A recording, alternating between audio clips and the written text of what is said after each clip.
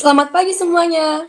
Sebelumnya, perkenalkan saya Desi Putriana sebagai pembawa acara Talkshow Kewirausahaan 2020. Assalamualaikum warahmatullahi wabarakatuh.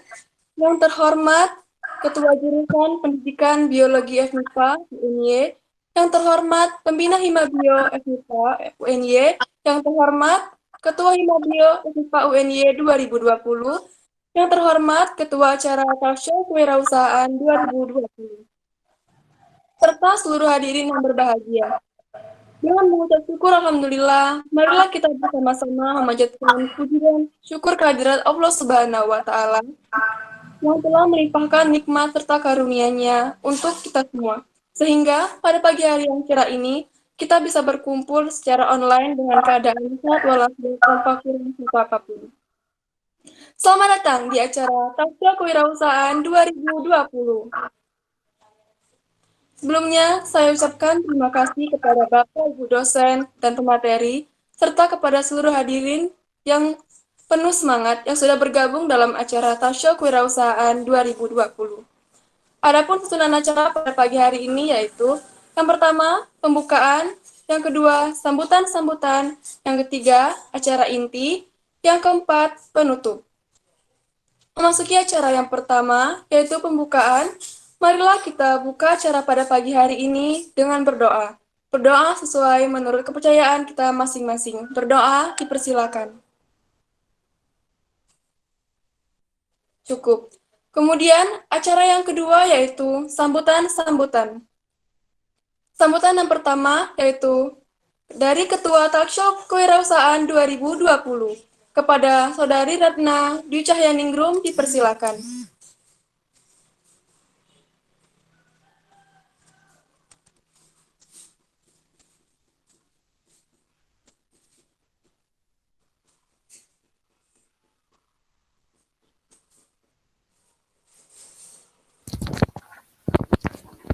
Assalamualaikum warahmatullahi wabarakatuh.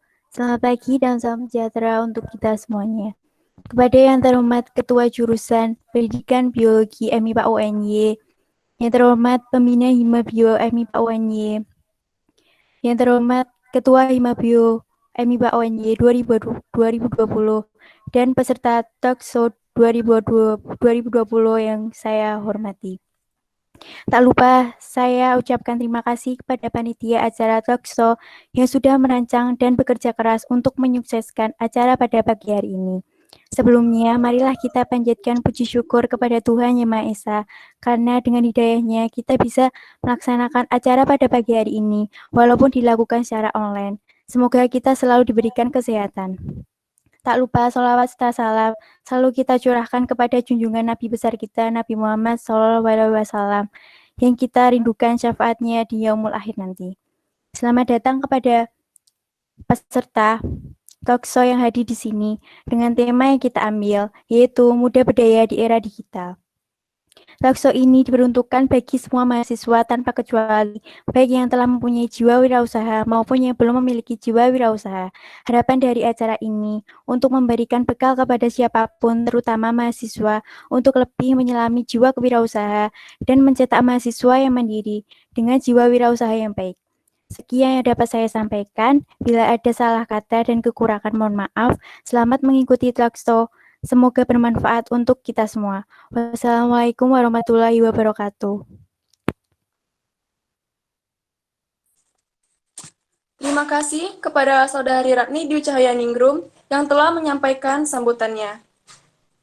Kemudian sambutannya yang kedua yaitu sambutan Ketua Himabio FMIPA UNY kepada Saudara Amri Sabirin dipersilakan.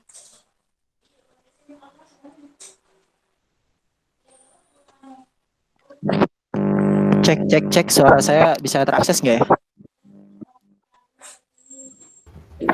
Ya, Mas. Oke, bismillahirrahmanirrahim. Mohon maaf sebelumnya belum bisa on cam karena kondisi jaringan yang belum stabil. Bentar. Bismillahirrahmanirrahim. Assalamualaikum warahmatullahi wabarakatuh. warahmatullahi wabarakatuh. Alhamdulillahirrabbilalamin. Wassalatu wassalamu ala asyrafil anbiya'i wal mursalin Sayyidina wa maulana Muhammadin wa ala alihi wa sahbihi ajma'in, amma ba'd.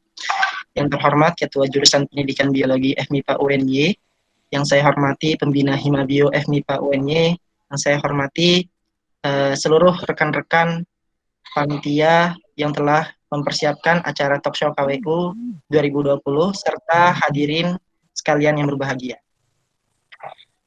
Sebelumnya terima kasih kepada MC yang telah memberikan kesempatan untuk saya. Selamat datang kepada teman-teman sekalian di acara Talkshow Kewirausahaan Himabio FMIPA UNY 2020. Acara ini diinisiasi oleh teman-teman kewirausahaan Himabio FMIPA UNY 2020. Menurut saya tema yang diangkat pada kesempatan kali ini adalah muda berdaya di era digital. Tema ini kami angkat karena menurut kami ini adalah suatu diskusi yang sangat menarik, karena di satu sisi banyak sekali anak-anak muda yang sudah mempersiapkan masa depannya sejak dini dengan merintis sebuah usaha, founder suatu startup dan sebagainya kayak gitu ya. Dan di sisi lain juga ada juga anak muda yang mungkin sampai saat ini masih kebingungan kayak gitu terkait ke depannya mau menjadi apa.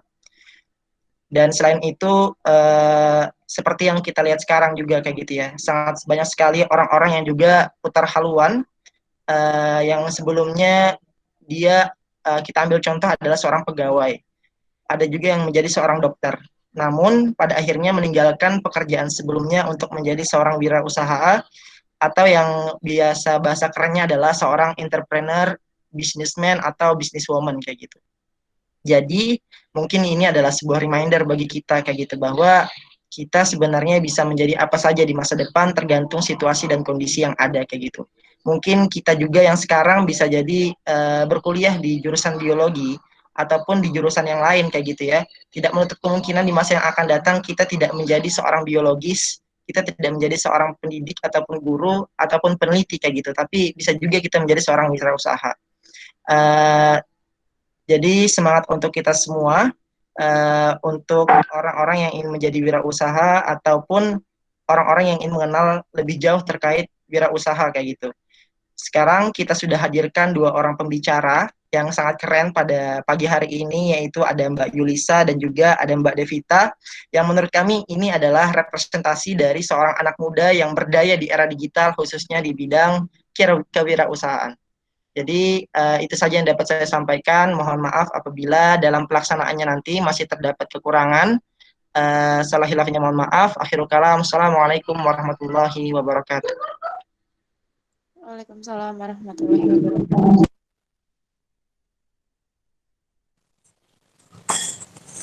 Terima kasih kepada Saudara Amri Sabirin yang telah menyampaikan sambutannya.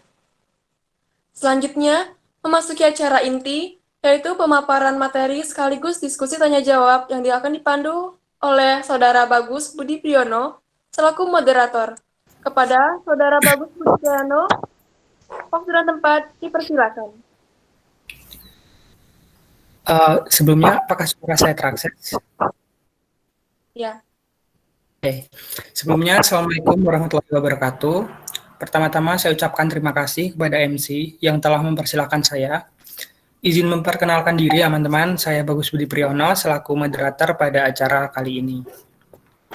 Langsung saja, acara selanjutnya adalah acara yang paling kita tunggu-tunggu, yaitu acara inti, yang akan dibawakan oleh pemateri kita yang keren-keren dan luar biasa, dan yang pastinya diharapkan dapat membuka wawasan kita mengenai dunia kewirausahaan, seperti itu. Namun sebelumnya saya akan membacakan dahulu kurikulum vitae dari pemateri kita yang pertama. Adalah seorang perempuan yang berkecimpung di dunia bisnis, pendidikan, pelatihan motivasi dan training nasional, serta memiliki berbagai pengalaman kelembagaan. Pernah menempuh pendidikan di SMA Negeri 1 Batam dan sekarang sedang menempuh pendidikan di Universitas Negeri Yogyakarta. Prestasi yang pernah diraih antara lain penerima penghargaan prestasi mahasiswa Hardiknas UNY 2018-2019, juara 1 dan best speaker lomba debat mahasiswa pendidikan biologi nasional yang diselenggarakan di UNS pada tahun 2018, Bio Ambassador 2018, Student City in Vietnam program pada tahun 2018, juara 3 Lomba Debat Mahasiswa tingkat nasional yang diselenggarakan di Unimus pada tahun 2019 dan beberapa penghargaan lainnya. Oke, langsung saja kepada Mbak Yulisa Ratih Istiana, saya persilahkan. Oke, baik. Terima kasih Bagus atas kesempatannya. Teman-teman semuanya, Assalamualaikum warahmatullahi wabarakatuh. Waalaikumsalam. Waalaikumsalam warahmatullahi wabarakatuh. Waalaikumsalam warahmatullahi wabarakatuh. Ya, senang sekali ya di pagi hari ini, hari Jumat, berkah ya. Kita akan sama-sama sharing gitu ya terkait muda berdaya di era digital. Nah, sebelumnya perkenalkan aku Yulisa Ratistiana, biasa dipanggil Yulisa. Saat ini sedang menyelesaikan tugas akhir ya, teman-teman, mohon doanya. Dan juga kalau misalnya ngomongin terkait wirausaha, itu aku udah jalanin semenjak SMA sih, SMP tepatnya sih. SMP itu udah mulai coba-coba gitu ya. Terus SMA juga udah mulai explore lagi. Terus di bangku kuliah ini udah mulai tambah relasi gitu ya, tambah model bisnis dan lain sebagainya kayak gitu. Nah, di sesi kali ini teman-teman, aku akan menceritakan ya bagaimana proses aku gitu ya dalam aku present PPT-nya dulu bentar.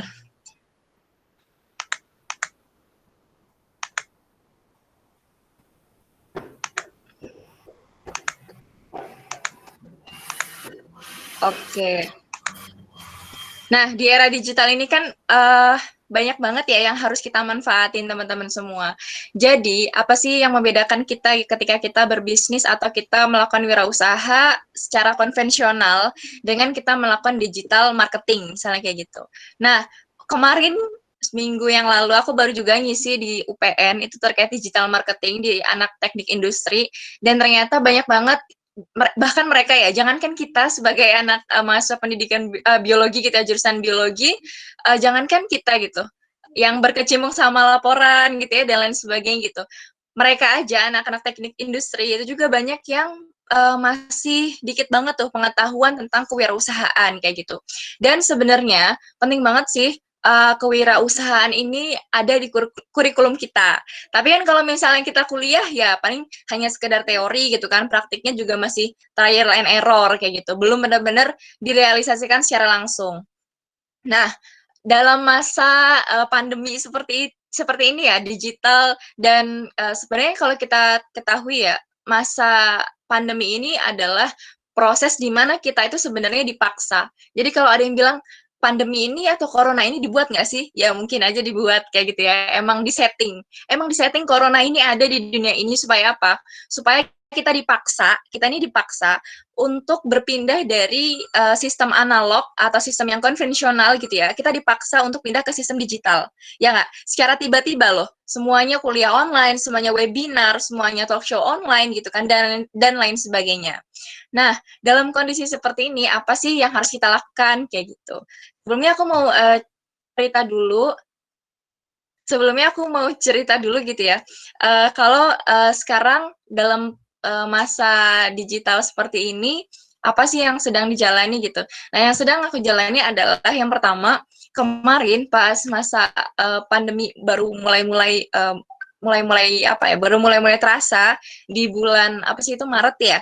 Nah, di bulan Maret itu aku di Batam, karena aku asalnya dari Batam, itu mulai membangun sebuah minimarket online gitu, marketplace online gitu, yang menyediakan berbagai macam berbagai macam makanan khas gitu ya, makanan khas daerah gitu, dengan value meningkatkan kewirausahaan orang-orang yang terdampak pandemi kayak gitu, orang-orang yang dirumahkan. Terus juga ada skincare gitu ya, kan lagi pada di rumah aja, lagi pada bingung nih harus kayak gimana gitu ya, home treatment-nya gimana gitu. Itu juga ada wirausaha di bidang skincare. Dan sekarang yang lagi hype juga itu adalah logam mulia emas, teman-teman. Jadi sekarang ini kan ada beberapa saham yang anjlok kayak gitu, dan akhirnya ternyata emas ini tetap stabil gitu, dan akhirnya aku mulai berkecimpung di dunia peremasan kayak gitu. Nah, pertanyaanku adalah, mungkin nggak sih terus ketika misalnya nih aku tadi membangun bisnis di apa ya, di kebutuhan rumah tangga, di minimarket online gitu ya, terus juga skincare dan juga logam mulia emas. Pertanyaanku, apa nih dari sisi biologi yang bisa aku bangun gitu ya? Potensi dari sisi biologis yang bisa aku bangun gitu, dari sisi wirausahanya kayak gitu. Kalau misalnya emang aku ingin fokus di bisnis gitu. Ada nggak sih bio bisnis gitu? Biopreneur tuh ada nggak sih gitu? Dan bidang apa nih yang bisa kita komersilkan dalam sisi bisnis? Nah, ini berawal dari ini ya, cerita KKN gitu ya. KKN waktu itu membuat produk Ecoprint kayak gitu. Ecoprint ini teman-teman nanti bisa pelajari ya. Ecoprint ini kan teknik pengecapan pada kain yang menggunakan bahan alam kayak gitu. Bahan alamnya apa? Ada daun dan lain sebagainya gitu. Akhirnya Ecoprint ini setelah aku mengikuti dan aku mempelajari beberapa materi tentang Ecoprint, pembuatan Ecoprint, akhirnya Ecoprint ini malah jadi juga tugas akhirnya aku gitu. Jadi tugas akhir aku ini juga terkait Ecoprint. Tugas akhirnya itu meningkatkan kreativitas belajar siswa melalui eksplorasi batik alam Ecoprint pada materi keanekaragaman tumbuhan paku kayak gitu. Nah, ini seperti yang ada di slide itu adalah hasil dari Ecoprint-nya siswa gitu. Dia SMA 1 Depok. Nah, ketika dieksplor Ecoprint ini bisa jadi apa gitu. Ecoprint ini bisa jadi tote bag kayak gitu kan. Terus juga bisa jadi outer dan lain sebagainya gitu. Nah, posisinya apa sih yang membedakan bisnis yang organik? Kalau aku bisa bilang bisnisnya adalah bisnis organik gitu ya. Bisnis organik itu bisnis yang apa? Bisnis organik itu adalah bisnis yang dia itu emang pure bisnis gitu. Pure bisnis, kita bikin brand sendiri gitu. Kita cari produsennya atau bahkan kita produk sendiri gitu kan, kita buat produk ini sendiri, terus kita digitalisasi sendiri gitu, tanpa ada tambahan misalnya tiba-tiba misalnya terikat dengan perusahaan lain atau apapun gitu. Jadi ini emang benar-benar organik, kita bikin sendiri, kita bikin customer journey-nya dan lain sebagainya. Nah, nama Ecoprint ya, nama produk Ecoprint yang dibangun ini adalah Treat Me. Jadi tulisannya Treat Me, sebenarnya itu kependekan ya dari Treat My Earth gitu. Jadi treat bumi kita kayak gitu, bumiku gitu. Nah, bisnis yang sedang dijalani adalah bisnis social enterprise. Jadi banyak banget macam-macam bisnis, dan sekarang juga yang lagi hype, yang banyak orang punya kesadaran yang tinggi adalah terkait social enterprise. Nah, di social enterprise ini adalah apa sih? Social enterprise ini adalah bisnis yang dia itu dari satu sisi itu dari satu sisi itu menguntungkan gitu ya secara komersial gitu ya, tapi di sisi lain dia juga menyelesaikan permasalahan lingkungan kayak gitu. Jadi ada dampak atau efek value gitu ya yang kita timbulkan dari bisnis ini gitu. Makanya aku senang nih ketika misalnya ketemu aku sebagai anak biologi, terus abis itu aku ketemu Ecoprint, terus ya udah ini selain bisa jadi tugas akhir kayak gitu kan, terus ini juga bisa menjadi social enterprise. Dan bentuk social enterprise-nya adalah kalau misalnya kemarin kita offline ya, itu enak banget. Yang kita jual adalah dua model bisnis, teman-teman. Model bisnis pertama adalah model bisnis pelatihan, dan model bisnis kedua adalah penjualan produk dari Ecoprint ini, kayak gitu. Dan kita udah sering ya diundang untuk ngisi acara-acara Ecoprint di UGM, itu udah 3 kali ketika ada anak luar negeri yang sedang kuliah di UGM, kayak gitu kan. Terus kita diminta untuk melatih Ecoprint gitu dan lain sebagainya gitu, si ibu-ibu PKK juga kayak gitu. Dan yang kedua adalah terkait penjualan produk Ecoprint. Nah, dalam hal ini kita akan mengaktualisasi dari sisi digital marketingnya gitu ya. Digital marketing itu kayak gimana sih gitu? Ketika kita berada di start ya, teman-teman bisa lihat di slide yang aku kasih, kita posisinya sekarang lagi di start, terus kita mau menuju ke goals-nya kita gitu. Nah, sebelum menuju ke goals, kita itu harus menentukan 2 hal dulu, atau kita harus melewati 2 hal dulu. Yang pertama adalah dari sisi marketnya gitu. Kita harus membuat market atau melihat ada nggak sih marketnya kita, pasarnya kita tuh ada nggak sih gitu. Jangan sampai kita bikin produk dulu, tapi kita nggak tahu nih marketnya mana, kita mau ngejual kemana, kayak gitu. Jadi, kalau misalnya kita melakukan bisnis yang organik gitu ya, bisnis yang emang pure, kita mulai sendiri dari awal gitu ya, sampai akhir. Nah, untuk digital marketing yang harus kita penuhi adalah marketnya dulu, pasarnya, kita analisis gitu ya. Pasarnya kita ini siapa sih gitu ya, orang-orang yang apa gitu. Misal, oh market kita lihat saat ini banyak orang yang pengen diet. Oke, berarti produknya yang kita bentuk adalah produk suplemen diet misalnya kayak gitu. Atau marketnya kita adalah orang-orang pejuang acne gitu kan, pejuang apa sih, jerawat gitu ya. Terus akhirnya yang kita keluarkan adalah produk dari pembasmi jerawat kayak gitu. Dan akhirnya kita nanti bisa nih step by step menuju ke goals-nya kita. Nah, selanjutnya, mohon maaf nih guys, ini kayaknya ada, bentar-bentar ya.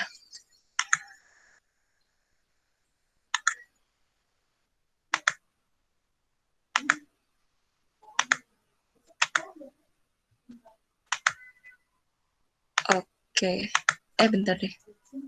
Mana sih? Sebentar ya. Ada something wrong.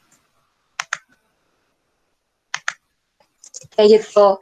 Jadi, teman-teman nanti dianalisis ya sesuai kebutuhannya apa. Kayak misalnya nih, ketika misalnya aku kemarin berpikiran, oh sekarang banyak ya orang yang concern ke lingkungan kayak gitu. Banyak orang yang sekarang tuh pengennya zero waste lifestyle gitu kan. Terus orang banyak yang cinta banget sekarang sama lingkungan gitu. Itu marketnya kita gitu. Market adalah orang-orang yang suka sama lingkungan ya kayak gitu. Akhirnya kita menciptakan produknya apa? Kain yang berbasis lingkungan, baju yang berbasis lingkungan, tas yang berbasis lingkungan gitu ya. Dan itu akan membantu kita untuk menuju goals-nya kita. Nah, terkait market teman-teman, yang pertama adalah pastikan produk kita itu laku gitu ya. Jadi jangan sampai kita ngejual produk yang nggak laku gitu loh, yang udah pasti nggak laku gitu. Nah, pastikan produk yang laku ini bisa kita katakan sebagai produk market fit. Yang kemudian yang kedua adalah channel. Channel ini adalah how to reach them gitu. Bagaimana sih proses kita untuk menggapai mereka? Contoh misalnya tadi ya, misalnya nih, aku tahu orang banyak yang dia itu pengen diet misalnya ya. Terus aku jual suplemen nih produknya. Terus kira-kira bagaimana sih cara aku untuk menyentuh mereka? Cara aku menyentuh mereka adalah, oh aku pasang iklan di FB atau pasang iklan di Instagram kayak gitu ya. Nah nanti kalau Facebook Ads atau Instagram Ads itu kan dia ada rentan targetnya usia berapa gitu ya. Mereka target kita adalah usia berapa, dengan gendernya apa gitu, terus tinggal di mana gitu, kesukaannya apa, hobinya apa gitu. Itu kan bisa kita analisis di Facebook Ads atau Instagram Ads kayak gitu. Dan itu harus kita pahami ya ketika misalnya kita emang pengen punya channel atau kita memperluas jaringan kita buat kita mencapai ke targetnya kita itu kayak gitu. Terus juga terkait konten. Nah, konten ini penting banget teman-teman karena konten ini mencirikan value atau nilai yang kita tawarkan gitu. Apa sih perbedaan produknya kita dengan produknya yang lain? Nah, itu terkait di konten kayak gitu ya. Terus juga apakah produk kita ini akan menjawab sebuah tantangan masalah gitu ya? Atau ya udah ada dan tidaknya produk kita itu nggak ada masalah kayak gitu. Itu kan sayang banget ya. Orang lain tidak akan merasa worth it ketika dia membelinya gitu. Nah, makanya konten yang harus kita timbulkan gitu ya dari produk kita ini adalah terkait value dan produk kita ini sebagai problem solver. Terus juga yang keempat adalah funnel. Teman-teman nanti akan lama-lama nanti akan terbiasa gitu dengan kata-kata ini gitu. Funnel ini adalah customer journey gitu.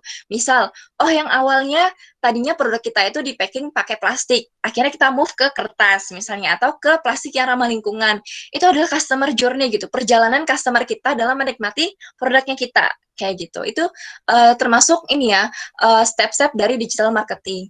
Terus juga teman-teman bisa lihat nih, apa sih perbedaan antara pedagang versus pengusaha? Serai di pasar itu harganya 2.000 seikat gitu ya. Dijual dari petani gitu 2.000, dijual di pasar jadi 2.500. Sama pengusaha serai yang 2.000 seikat ditambahin logo, ditambahin botol jadi 25.000 gitu kan. Itu kan benar-benar berkali-kali lipat kan gitu ya dibanding dengan kita usaha konvensional gitu. Makanya dibutuhin banget ilmu atau skill dari digital marketing kita kayak gitu. Terus teman-teman, nanti sebelum masuk ke sesi tanya jawab, aku kan pancing teman-teman melihat dua sisi ini. Dua sisi ini adalah blue ocean and red ocean strategy. Jadi dalam bisnis itu kita harus tentuin ya, kira-kira kita bakal terjun di laut yang mana? Laut biru atau laut merah? Beda kondisinya. Laut merah ini adalah kondisi di mana produknya itu cuma satu yang jualan atau sedikit pesaingnya gitu ya, tapi customer-nya juga dikit kayak gitu. Sedangkan kalau red ocean ya, red ocean ini adalah kondisi di mana pesaingnya itu banyak banget gitu. Pesaing kita yang menjual produk yang sama itu banyak banget gitu. Tapi customer-nya juga banyak kayak gitu.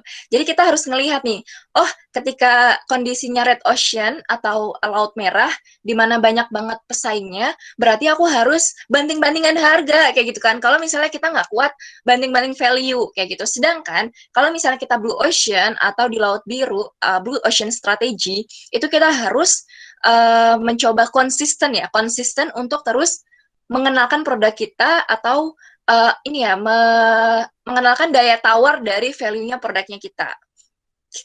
Kalau misalnya di red ocean strategy itu tuh kayak orang yang banding-bandingan harga. Misal di pojok sini ada yang jualan cilok dengan harga sekian, di pojok sini di perempatan depan ada lagi, di perempatan depan ada lagi kayak gitu kan. Ketika misalnya blue ocean ya, blue ocean itu misalnya apa coba? Misalnya nih tambal ban itu kan jarang ya sekarang. Nah tambal ban tapi dia tuh punya customer-nya sendiri kayak gitu. Sedangkan nggak semua orang kan bocor bannya kayak gitu. Nah itu yang harus kita analisis. Kita kira-kira bisnisnya kita ini adalah bisnis yang blue ocean atau red ocean kayak gitu. Terus selanjutnya adalah terkait branding produk. Branding produk ini ada 3 hal yang harus kita perhatikan. Yang pertama ada di marketing finaling. Marketing finaling ini adalah bagaimana semua orang itu harus tahu gitu ya, sebarkan sebanyak-banyaknya informasi tentang produknya kita. Entah itu lewat sosial media gitu ya, entah itu lewat promo-promo gitu kan, dan lain sebagainya. Terus juga kita harus cari feedback dari konsumen. Ketika misalnya ada satu aku semalam tuh aku baru nonton TikTok, dan sekarang TikTok itu kan malah jadi model bisnis baru ya. Orang sekarang promoin bisnisnya di TikTok tuh banyak banget, dan mereka waktu itu semalam aku nonton mereka itu ngevideo tentang ini adalah customer pertama aku, jadi aku semangat banget ngepackingnya gitu. Nah bagus banget tuh ketika misalnya ada satu-satunya customer pertama kita gitu ya, kita kasih hal yang lebih, misalnya kita kasih voucher gitu, atau misalnya kita kasih greeting card di mana di situ kita minta feedback. Beberapa kali aku beli salad di sana, pasti mereka minta feedback gitu ya, minta kritik dan saran terhadap saladnya itu kurang apa, misalnya kurang seger, kurang ini, kurang apa gitu. Nah, itu sangat kita butuhkan gitu untuk branding produknya kita. Terus juga terkait loyalty program. Nah, loyalty program ini ada banyak contohnya, misalnya nih kita akan memberikan diskon di setiap perayaan hari besar kayak gitu, atau misalnya kita akan memberikan potongan bagi member kayak gitu ya, dan lain sebagainya.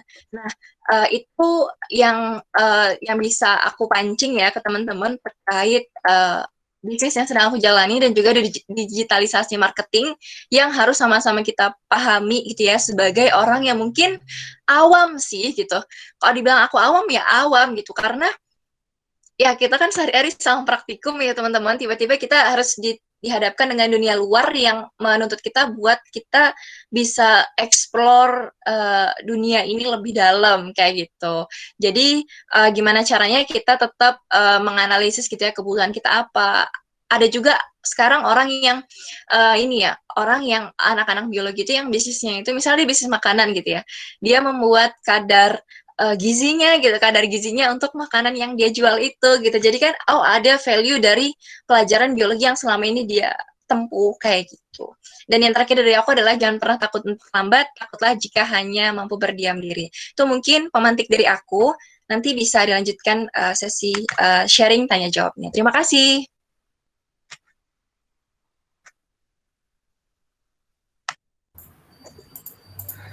Oke, sangat menarik ya apa yang Mbak Yulisa ini bagikan gitu, cukup membuat pandangan saya terbuka gitu mengenai dunia kewirausahaan gitu, mengenai eco-printing, social enterprise, terus bagaimana branding produk juga gitu.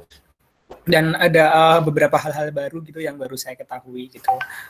Untuk selanjutnya yaitu sesi tanya jawab. kepada teman-teman yang mempunyai pertanyaan dapat disampaikan ya di room chat dengan format hashtag #tanya_nama. Sesi tanya jawab ini dilakukan selama 30 menit. Bagi teman-teman yang ingin bertanya, saya persilahkan.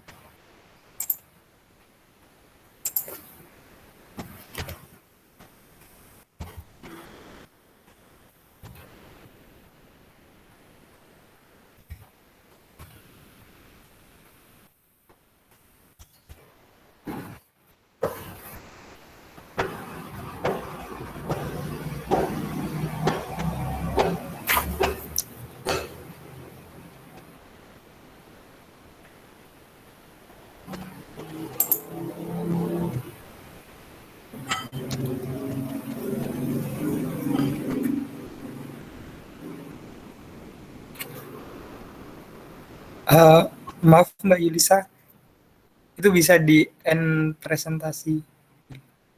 Nah, iya. Oke, bagi teman-teman yang ingin bertanya silahkan dengan format yang ada di room chat itu ya.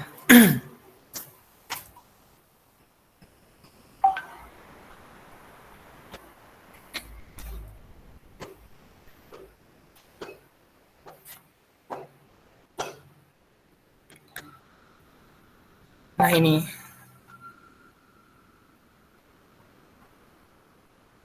ada pertanyaan dari Briliana Lutfia Sinta. Bagaimana cara Kak Yulisa membagi waktu antara kuliah dan berwirausaha?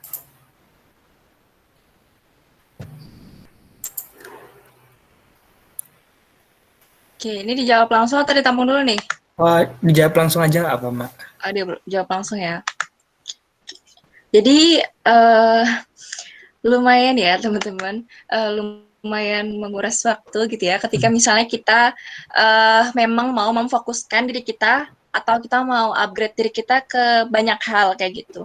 Dan itu memang yang pertama yang harus kita ketahui, emang udah jadi, apa ya, udah jadi konsekuensinya kita gitu. Karena kita mau dapat lebih, berarti kita harus berjuang lebih, kayak gitu kan. Nah, cara aku untuk membagi waktu gitu ya antara kuliah dengan berwirausaha adalah membreakdown gitu ya, membreakdown batasan mana aku mengerjakan tugas kuliah dan batasan mana aku harus melakukan transaksi bisnisnya aku kayak gitu. But wait, bentar. Nah, dan aku mencoba untuk rigid terhadap segala hal. Dan ya, contohnya ini, ketika misalnya kita punya timeline ya, kita punya target, berarti kita juga harus punya timeline gitu kan. Jam sekian kita ngapain gitu, dan lain sebagainya kayak gitu. Nah, ini juga nggak boleh, misalnya nih aku punya target timeline skripsi gitu kan. Oke, berarti dari segala aktivitasnya aku ini, itu nggak boleh mengganggu dari timeline-nya ini, kayak gitu. Karena kan emang tujuan kita di sini kan kuliah ya. Nah, masalah kita berorganisasi atau kita berwirausaha, itu kan jadi poin plusnya kita, kayak gitu. Terus juga, yang harus kita sama-sama sadari teman-teman adalah aku berpikirnya bagaimana agar aku punya bisnis atau aku menjalankan bisnis ini bukan 100% aku yang menjalankan kayak gitu. Tapi aku harus punya orang lain yang menjalankan bisnis ini juga kayak gitu. Entah itu ada adminnya kayak gitu kan, terus ada timnya gitu. Jadi kita nggak mungkin kita bisa sendiri kayak gitu ya. Nah, apalagi nih sekarang ya, segala proses bisnis ya, bahkan ketika misalnya sharing-sharing terkait logam mulia emas, sharing-sharing terkait ekoprint dan lain sebagainya gitu ya. Itu aku coba untuk monetasi lagi dengan YouTube kayak gitu kan. Apalagi kan butuh effort yang lebih juga ya terkait YouTube gitu ya. Gimana kita bikin YouTube, gimana supaya YouTube kita itu bisa dimonetasi gitu kan. Nah, itu juga butuh tim kayak gitu. Jadi aku nggak menjalankan semua ini sendiri gitu. Aku pasti minta bantuan tim, dan secara profesional kita juga harus membayar gitu ya, membayar timnya kita kayak gitu. Jadi jangan sampai kita mikirnya aku punya bisnis ini dan aku nge-packing sendiri dan lain sebagainya kayak gitu kan. Nah, itu yang aku biasa lakuin itu. Jadi goalsku adalah aku harus punya target nih. Aku punya target, misalnya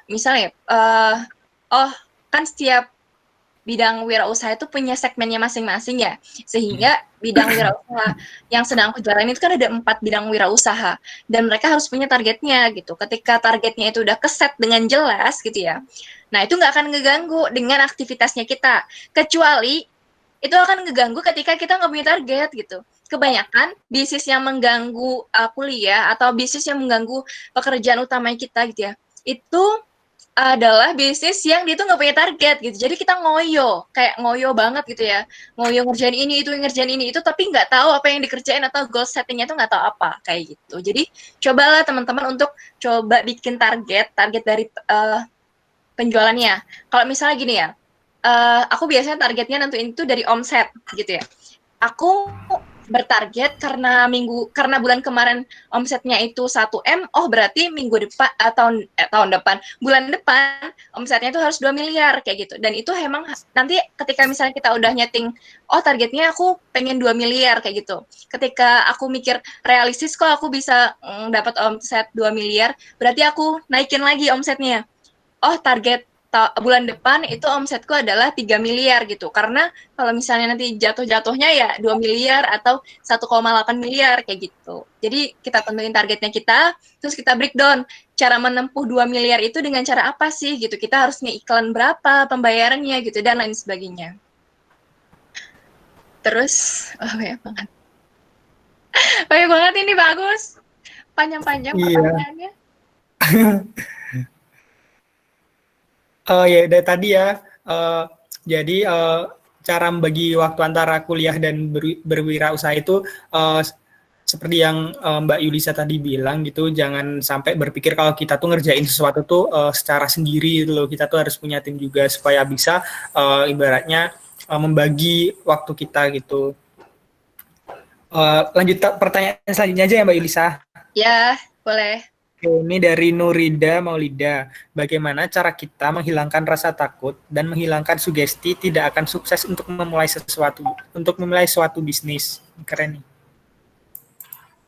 Oke, nah pertanyaan dari Nurifa Maulida. Jadi kita itu punya rasa takut ya.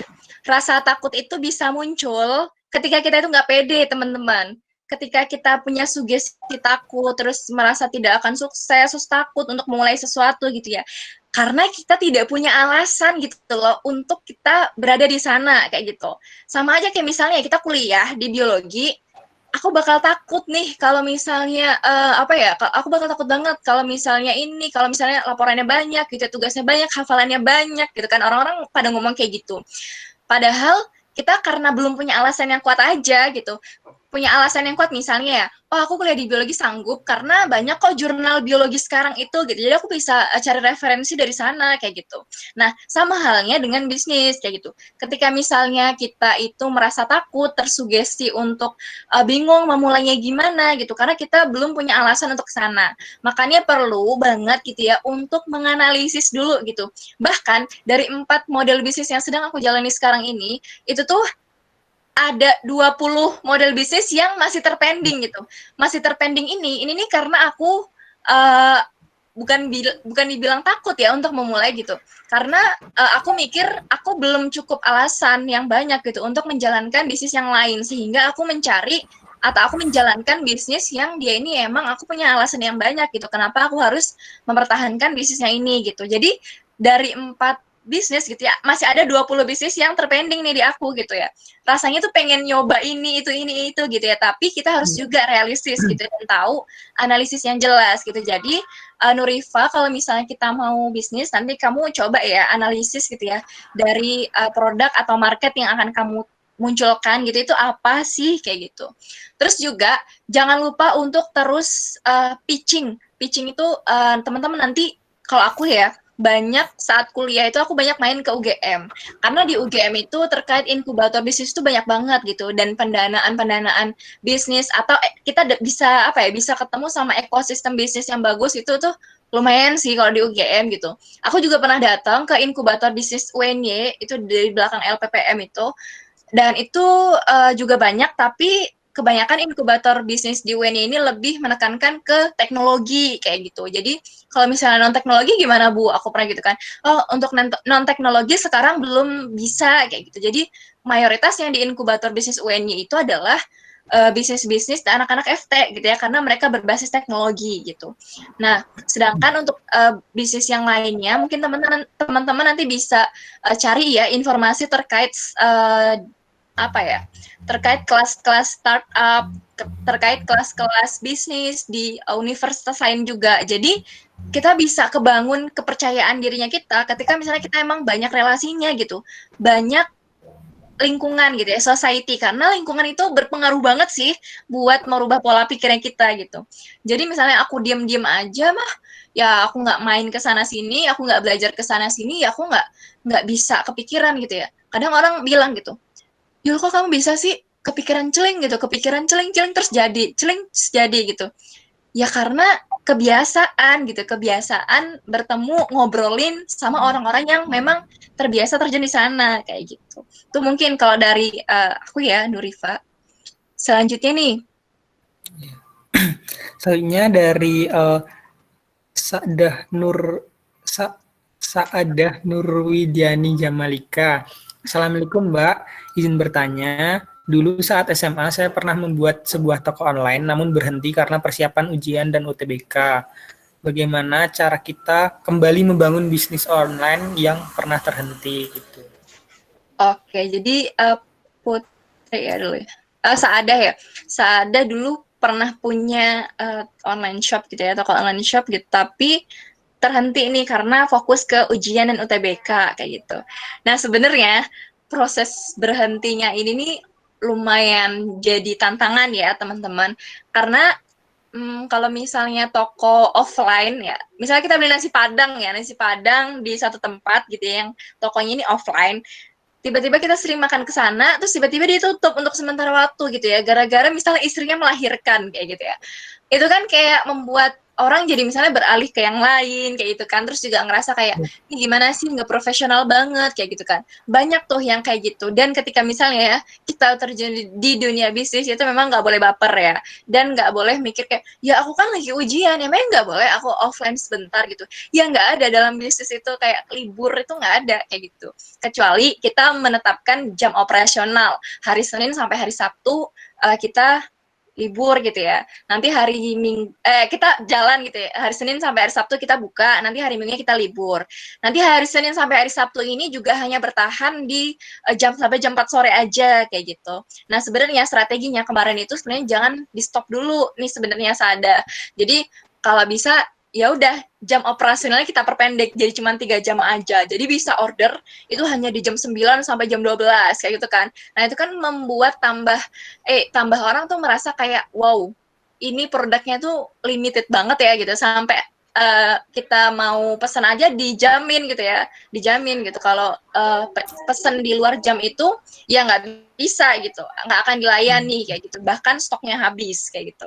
Nah, ketika misalnya kita akhirnya udah memutuskan untuk udah off, terus kita pengen memulai lagi gitu ya, cara kita yang pertama adalah kita harus menyapa gitu ya, menyapa customer-nya kita gitu ya. Kalau misalnya kita nggak berbasisnya website gitu ya, kita bisa mencoba untuk explore di dunia Instagram. Nah, di Instagram itu kita bisa coba untuk ini ya, ngecek customer journey kita. Jadi kita ngetes pasar.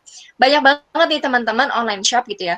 Online shop yang dia ini kan udah ini ya, udah apa namanya, udah harus memperbaharui lagi. Misalnya nih, aku tadinya jualan jilbab kayak gini misalnya. Oh, berarti bulan depan karena jilbab model kayak gini udah nggak tren lagi, aku harus menjual produk dengan tren bulan depan. Oh, ternyata bulan depan itu pasmina loh gitu. Nah, aku bisa ngelempar pertanyaan-pertanyaan lewat story Instagramnya aku tentang kalian lebih suka warna apa sih? Warna pastel atau warna terang kayak gitu. Kalian lebih suka warna yang mana nih? Jadi, nah, dan itu banyak dilakukan oleh toko-toko online shop gitu ya, yang dia membuat interaksi ya, interaksi antara online shopnya dengan interaksi customer-nya itu dekat kayak gitu. Jadi itu jadi salah satu risetnya kita sih kalau misalnya kita melempar pertanyaan di story-nya kita kayak gitu. Nah, terus juga jangan lupa untuk membranding lebih kuat gitu. Misalnya kita relaunch gitu atau launch kembali gitu atau misalnya kita tambahkan dengan promo-promo tadi yang aku bilang gitu ya dan lain sebagainya kayak gitu. Jadi nanti orang customer journey-nya itu jalan gitu. Orang yang dulu udah pernah belanja di all shop-nya kamu gitu ya, akhirnya jadi tahu gitu ya, oh sekarang tuh baru ya, udah berubah ya gitu ya, udah berubah tapi berubahnya tuh ada tambahan-tambahan yang diperbaharui, misalnya dari sisi packaging gitu ya. Sekarang kan banyak banget, teman-teman lihat TikTok aja, teman-teman bisa belajar loh, packaging dari TikTok tuh bagus banget gitu ya. Orang-orang nge-packagingnya tuh pakai kardus, terus pakai pakai pita, pakai greeting card sampai segitunya kan. Orang membuat customer journey ya. Jadi itu namanya bukan packaging cantik, tapi itu namanya customer journey gitu. Jadi perjalanan bagaimana customer itu bisa menikmati produknya kita kayak gitu. Nah, itu nanti mungkin bisa ditambahin gitu. Terus kalau misalnya kita mau nge-ads, kalau misalnya kita mau nge-endorse juga ya. Kalau kita mau nge-endorse tuh juga bagus sih, tapi nanti kita lihat segmen endorsannya kita itu kemana gitu. Misal ya, kita nge-endorse ke orang, kita lihat nih ada selebgram yang dia itu selebgram konten di kuliner gitu ya. Tiba-tiba kita nge-endorse dia dengan produk kita yang masker. Nah, itu kan nggak match ya.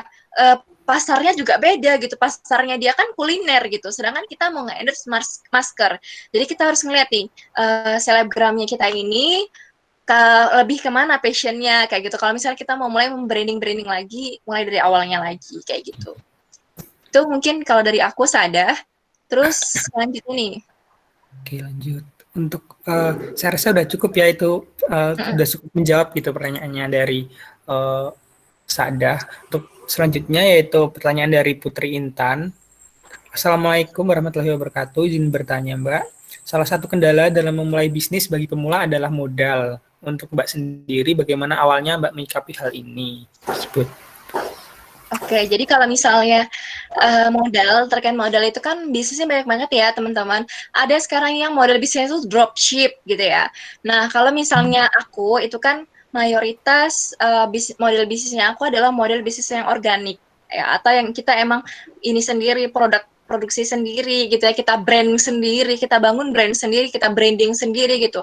Nah, itu aku ketika misalnya terhambat dengan modal, itu aku pasti mencoba untuk mencari pendanaan lewat beberapa hibah gitu ya, hibah dari pemerintah. Kalau misalnya teman-teman harus banyak nih explore info tuh sebenarnya banyak sih di Google, tapi lebih banyak lagi di Instagram, teman-teman. Jadi di Instagram ini contohnya ya, ada 1001 startup digital by Kementerian Telekomunikasi. Nah, itu juga teman-teman bisa buka nanti.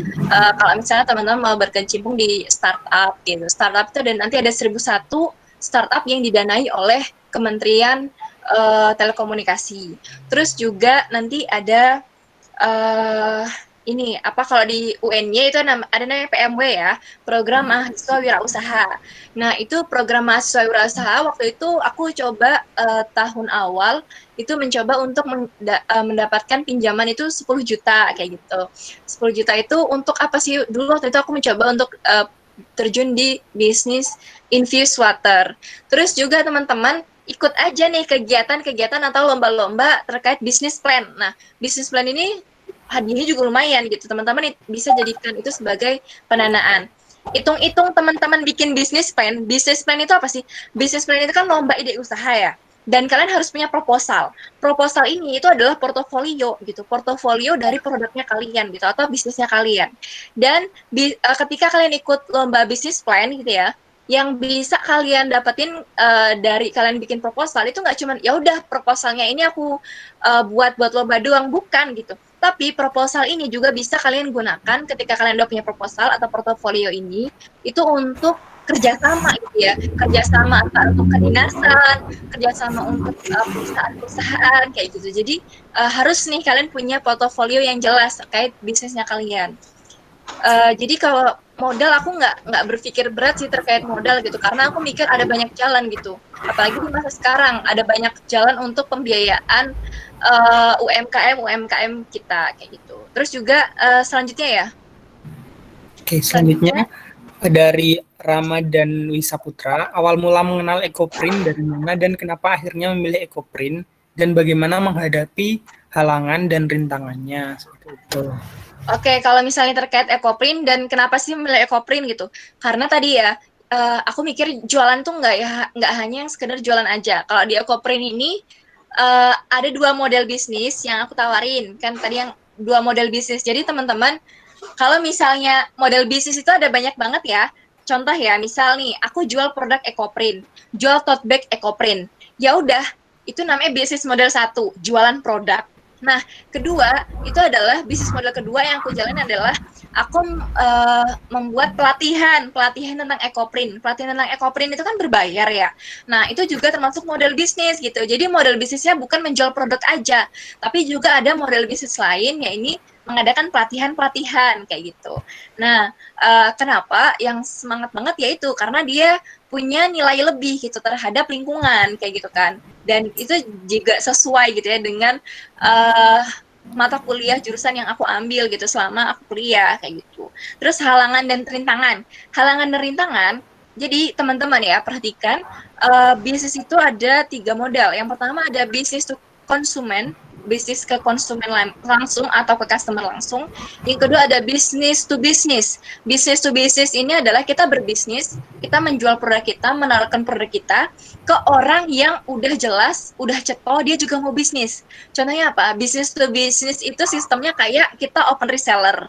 Nah, atau kita open agen. Orang yang jadi reseller atau orang yang agennya kita itu kan orang yang dia mau berbisnis juga kan. Dia juga mau menjual produknya kita gitu. Jadi itu namanya business to business.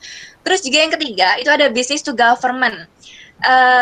Halangan dan rintangan ketika misalnya kita nggak mau capek gitu ya, kita bisa melakukan business to government atau kita berbisnis ke pemerintah. Nah, ketika kita berbisnis ke pemerintah, yang kita tawarkan misalnya tadi, oh, setiap ada acara kementerian, kita akan menyediakan pouch Ekoprint misalnya. Terus juga setiap ada acara kementerian yang berbasis pelatihan, kita akan mengajukan adanya pelatihan Ekoprint kayak gitu. Rintangan dan tantangannya adalah bagaimana kita harus membuat legalisasi ya dari dari bidang wirausahanya kita. Kalau misalnya kita mau benar-benar terjun ke business to government.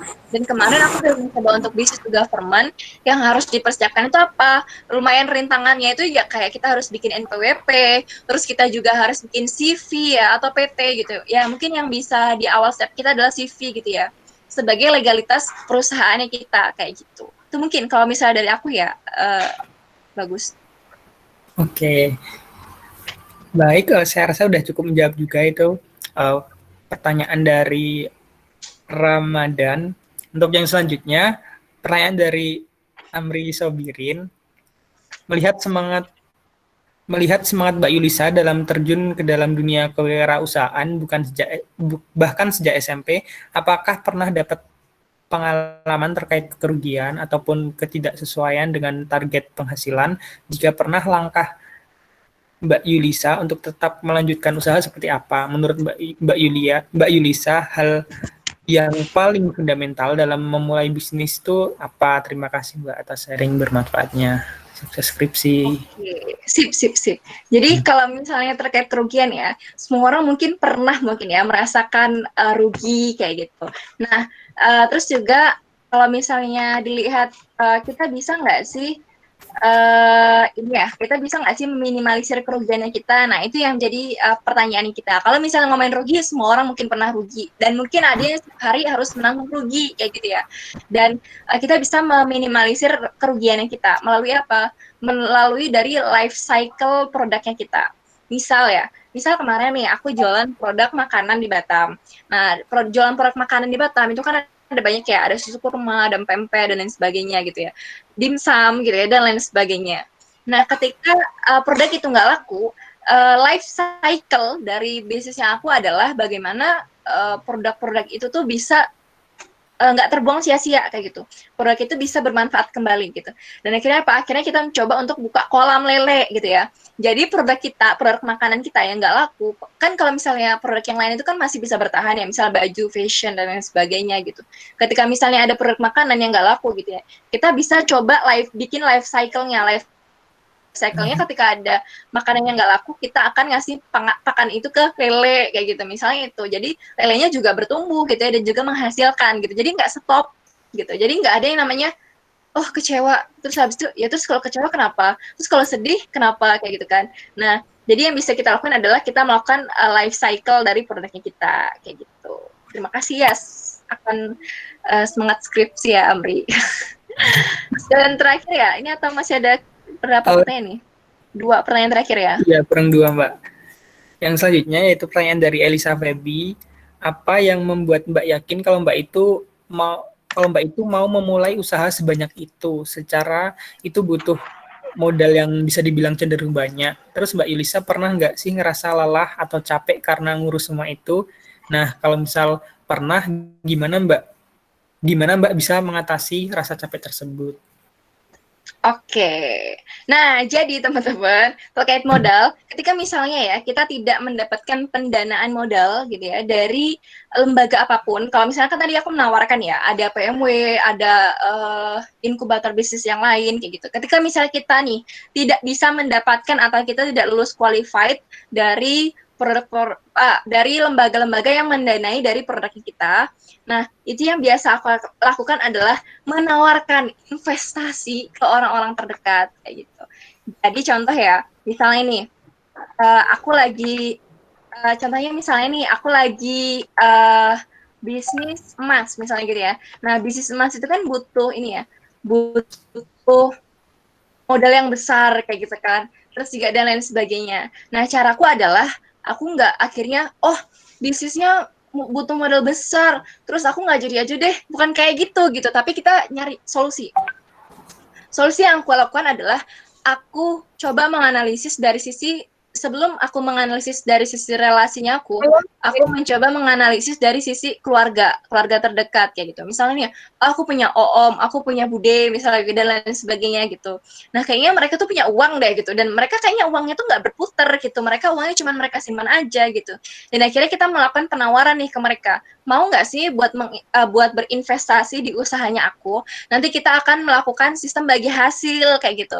Kita akan melakukan sistem bagi hasil, dan juga nanti aku akan memberikan laporan keuangan setiap bulannya kayak gitu. Jadi sekarang itu ya udah ada 100 juta orang yang bukan 100 juta orang, 100 juta rupiah gitu ya, uang yang orang itu investasiin ke aku gitu buat perputaran modal gitu. Dan kita fair gitu, kita bikin mekanisme bagi hasil gitu. Karena aku yang menjalankan bisnisnya, jadi aku bagi hasilnya itu 70-30 gitu. Jadi orang yang invest itu dapat 30% dari keuntungan penjualan kayak gitu. Dan juga dari modal yang mereka putar itu tetap gitu. Jadi uang 100 juta itu tetap.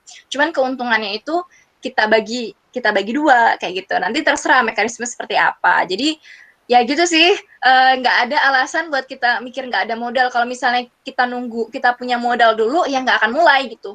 Kita harus cari taktik gitu ya, gimana caranya aku punya modal. Aku harus menawarkan orang untuk orang itu bisa berinvestasi di usahanya aku gitu ya, dan lain sebagainya.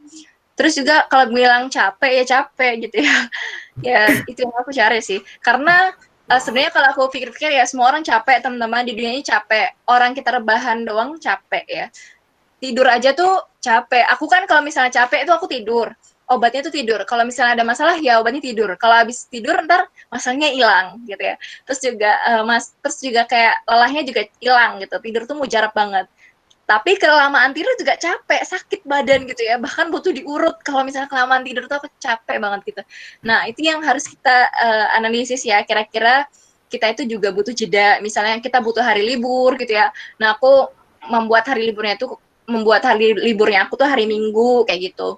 Terus juga di luar jam 4 sore itu orang udah nggak bisa ngubungin aku gitu ya untuk bisnis kayak gitu. Itu jadi kita tetap manusia gitu ya, kita tetap bukan robot gitu, jadi kita tetap harus membuat timingnya kita gitu. Karena kalau kata partner bisnisnya aku itu, yang lainnya juga tim-timnya aku bilang kalau misalnya ya kita kadang tuh pengen ya kan kita udah lagi banjir orderan. Terus kita pengen nih ngelayanin semuanya 24 jam gitu. Tapi mereka juga harus tahu kalau kita tuh manusia gitu yang punya waktu istirahat gitu. Jadi kadang orang tuh malam-malam pengen konsultasi. Aku pengen umroh nih, berarti aku harus nabung emas berapa kayak gitu.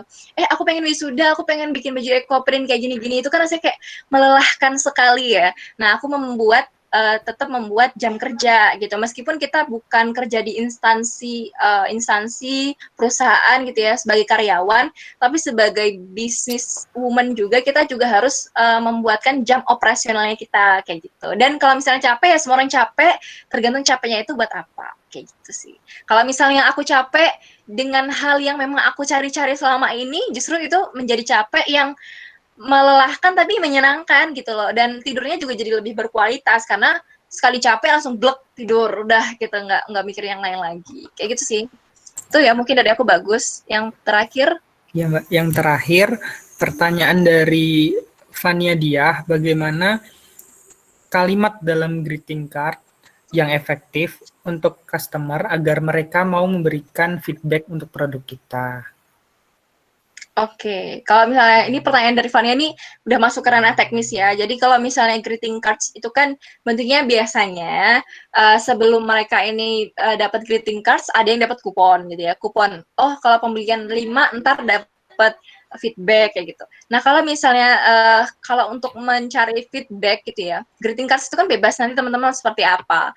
Kalau untuk mencari feedback nggak perlu juga kita tarik lewat greeting cards, atau ya kita bisa sih nulis permintaan feedbacknya itu lewat greeting cards gitu. Tapi yang harus kita kencengin adalah di interaksinya kita, interaksi bisnisnya kita ke interaksi customer-nya kita gitu. Melalui apa? Melalui Instagram dan lain sebagainya. Bahkan ya teman-teman, bahkan nih kan ini udah berapa bulan ya? Udah 4 bulanan ya. 4 bulanan corona gitu. Terus aku dulu sering facial gitu kan ke salon gitu. Ketika udah 4 bulanan nih aku nggak ke salon, salonnya itu ngechat gitu loh, bahkan nge-SMS gitu. Gimana kabarnya? Sampai segitunya loh. Padahal itu perusahaan besar banget, tapi dia benar-benar sampai nge-email gitu ya. Gimana kabarnya aku? Bahkan nggak cuman di SMS aja, di Instagramnya aku tuh juga di-chatin gitu ya, di emailnya juga, SMS juga gitu ya. Gimana kabarnya sekarang? Gimana wajahnya, kondisi wajahnya sekarang, sehat nggak, jerawatan nggak gitu ya, stres nggak gitu. Kalau misalnya ini ya silahkan mampir ke salon misalnya kayak gitu kan. Itu adalah salah satu cara dari perusahaan itu gitu ya, untuk menarik customer-nya gitu. Jadi tetap ada trik ikatannya gitu. Kalau misalnya kita minta untuk mudah, itu kan kalau misalnya kita bikin feedback, itu kan tujuannya buat apa sih? Buat riset kan, buat riset kira-kira kekurangan produk kita apa dan lain sebagainya gitu. Kita bisa nanti melalui tadi yang aku bilang Instagram, dan kita bisa melempar pertanyaan-pertanyaan ke mereka. Untung-untungnya lagi kalau misalnya kita bisa ngasih giveaway ke mereka gitu, giveaway dengan cara mention tag dan lain sebagainya gitu, dan memberikan saran atau saran yang membangun untuk produknya kita gitu. Itu sih banyak banget yang bisa kita lakuin. Contoh ya, kemarin itu adikku kan kelas 3 SMP. Dia ini jualan ikan laga. Kita tahu ya teman-teman, ikan laga, ikan cupang. Nah, waktu itu aku pas ke Batam, aku bilang sama dia, beneran nggak mau jalanin bisnis ini kayak gitu? Kalau beneran ya ayo beneran sekalian kayak gitu kan. Kalau kamu beneran nanti Instagramnya kita benar-benar rombak kayak gitu kan. Akhirnya kita buat giveaway. Jadi pertama luncur itu produk ikan cupang, langsung kita bikin giveaway gitu ya. Dan giveaway yang kita berikan adalah ikan cupang seharga 1 juta rupiah. Bayangin, ikan cupang seharga 1 juta rupiah. Kita kasih hadiah. Nah, pertanyaan adalah kok bisa sih modalnya banyak banget itu Mbak Yulisa ngasih hadiah ikan cupang sebanyak 1 juta. Sebenarnya gini teman-teman. Jadi sebenarnya ceritanya ikan cupangnya itu harganya cuma 5.000 gitu ya. Yang kita beli di pasaran tuh 5.000 gitu. Tapi kan kita sebagai pedagang ikan cupang bebas dong menghargai ikan cupangnya kita berapa kayak gitu kan. Yeah. Nah, jadi kita hargai ikan cupang itu seharga 1 juta gitu. Nah, ketika kita hargai ikan cupang itu seharga 1 juta, terus kita membagikan giveaway ikan itu gitu loh, dengan 1 juta gitu. Nah, itu kan sebuah marketing plan yang bagus gitu loh. Oh, Iya. kita punya strategi yang bagus ya terkait itu gitu. Kita bisa mengemasnya dengan segimana rupa gitu ya. Tanpa kita harus modal besar banget gitu loh teman-teman. Jadi tergantung kreativitasnya kita gitu loh, diasah di proses kita dalam mempromosikan produknya kita itu gitu. Mungkin ya dari aku. Saya rasa udah cukup ya untuk pemateri kita yang pertama ini. Saya ucapkan banyak terima kasih kepada Mbak Yulisa yang telah memberikan banyak sekali hal-hal yang bermanfaat pada acara kali ini, walaupun sebenarnya masih banyak sekali hal-hal yang bermanfaat lainnya untuk dibagikan, namun karena waktu yang terbatas juga kan ya, semoga di lain waktu dapat berkesempatan untuk bertemu dengan Mbak Yulisa lagi gitu. Amin. Oke, lanjut saja ya untuk pemateri yang selanjutnya. Ini juga nggak kalah keren dan nggak kalah hebat nih. Adalah seorang dengan minat terhadap bisnis dalam bidang kecantikan, fashion, musik, leadership, serta mentoring. Seorang beauty entrepreneurship, pembisnis Oriflame bertitel direktur, reviewers, seller, dan mentor trainer member Oriflame. Selain itu, pembicara kita juga pernah menjadi top 50 leader Fanbase Club Oriflame pada tahun 2019, Achiever bertitel Direktur Termuda Oriflame Cabang Semarang pada tahun 2019, serta pernah menjadi Tentor Genius School pada tahun 2016 sampai 2018. Pembicara kita ini pernah mengampu pendidikan di SD Negeri 1 Sekaralas, SMP Negeri 1 Widodaren, dan SMA Negeri 1 Sambung Macan. Langsung saja kepada Mbak Devi Novita Dianti, saya persilahkan. Ya, semuanya selamat pagi. Saya harap semua masih pada semangat. Sebelumnya, boleh bisa ditampilkan slide-nya yang sudah saya berikan ke panitia? Oh iya.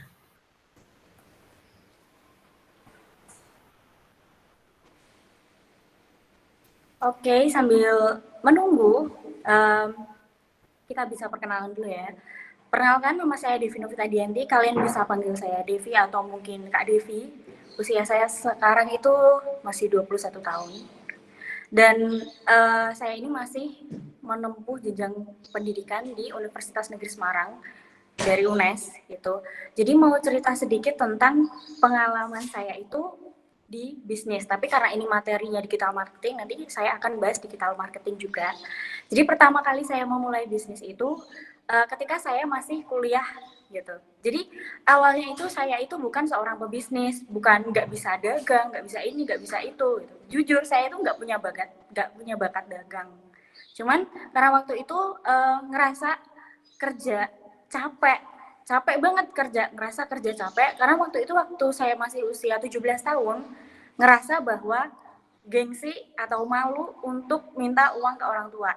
Gitu. Jadi kalau sampai sekarang alhamdulillah biaya kuliah udah dibiayain diri sendiri dan udah punya beberapa banyak hasil, entah itu bisa beli rumah bareng sama mami saya, meskipun kita iuran, tapi kan itu kan juga sedikit banyak hasil dari saya juga. Jadi waktu itu semester 1, jujur waktu itu saya itu jadi mentor di Genius. Tapi waktu itu mentornya itu mentor kimia, karena saya kan anak kimia, mentornya belajar kimia. Terus setelah itu jalan-jalan terus, kok hasil dari mentor ini ngerasa kayak rada kurang ya. Oke, jujur saya pernah sampai berjualan aqua di Simpang 5 setiap Car Free Day. Itu saya bisa melihat peluang, karena gini, banyak orang yang Car Free Day itu ikut senam tapi lupa bawa air putih. Bayangkan, hanya air putih ya, hanya air putih. Tapi kalau saya jual, itu keuntungan saya bisa 3 kali lipat. Hanya berjualan air putih waktu itu. Ngerasa langsung, oh ternyata jualan itu nggak susah-susah amat. Asal kita mau mulai, itu tetap ada yang beli. Positive thinking, kalau kita udah mulai jualan, pasti ada yang beli gitu. Terus ketemu sama teman waktu itu awal-awal semester 3. Waktu itu ketemu sama teman saya nawarin, Dev kamu nggak pengen ini nih, jadi anak Oriflame aja gitu. Kan kamu anak kimia tuh pasti tau lah bahan-bahannya. Cuman kadang orang berstatement kalau oh kalau bahan kimia bahaya nih gitu. Padahal enggak. Sebenarnya bahan kimia itu apa aja yang ada di sekeliling kita itu bisa kita bilang itu termasuk bahan-bahan kimia kayak gitu. Nah dari situ oh iya berarti ilmu dari kuliah aku bisa nih aku pakai untuk terjun di Oriflame ini karena Oriflame kosmetik dan waktu itu saya juga ngambil mata kuliah kimia kosmetik kebetulan banget gitu. Oke, langsung aja ya kita mulai materinya. Ini bisa di next dulu. Nah, oke, jadi ini digital marketing. Kalau digital marketing itu bisa juga kita katakan pemasaran digital. Jadi pemasaran digital itu suatu usaha atau suatu teknik sih ya sebenarnya untuk mempromosikan sebuah produk, sebuah brand, sebuah merek kayak gitu menggunakan media digital. Media digital ini dapat menjangkau konsumennya kita secara tepat waktu. Cuman kadang ada yang salah paham yang dimaksud digital marketing ini itu tuh ngiranya pasti media sosial. Memang media sosial masuk di digital marketing, tapi itu enggak apa ya? Enggak mentah-mentah kita bisa menelaah bahwa digital marketing itu pasti dari media sosial. Enggak juga. Bisa juga dari web. Bisa juga email, bisa juga SMS. Itu salah satu termasuk digital marketing gitu. Sebenarnya tadi juga udah dijelasin sama Mbak Yulisa sebagian besar materi saya. Jadi saya sedikit nyinggung juga gitu. Kadang ada juga yang bertanya kok bisa email dibilang digital marketing. Kalau teman-teman sadar, kalau misal teman-teman login entah itu di Grab, entah itu di di apapun itu di Gojek atau teman-teman mungkin Traveloka dan sebagainya gitu. Teman-teman loginnya pakai email. Nah, dari email-email ini itu biasanya kalau mereka mengadakan promosi, itu tuh langsung di-send ke email-email kita. Gitu. Iya kan? Itu termasuk digital marketing gitu. Next.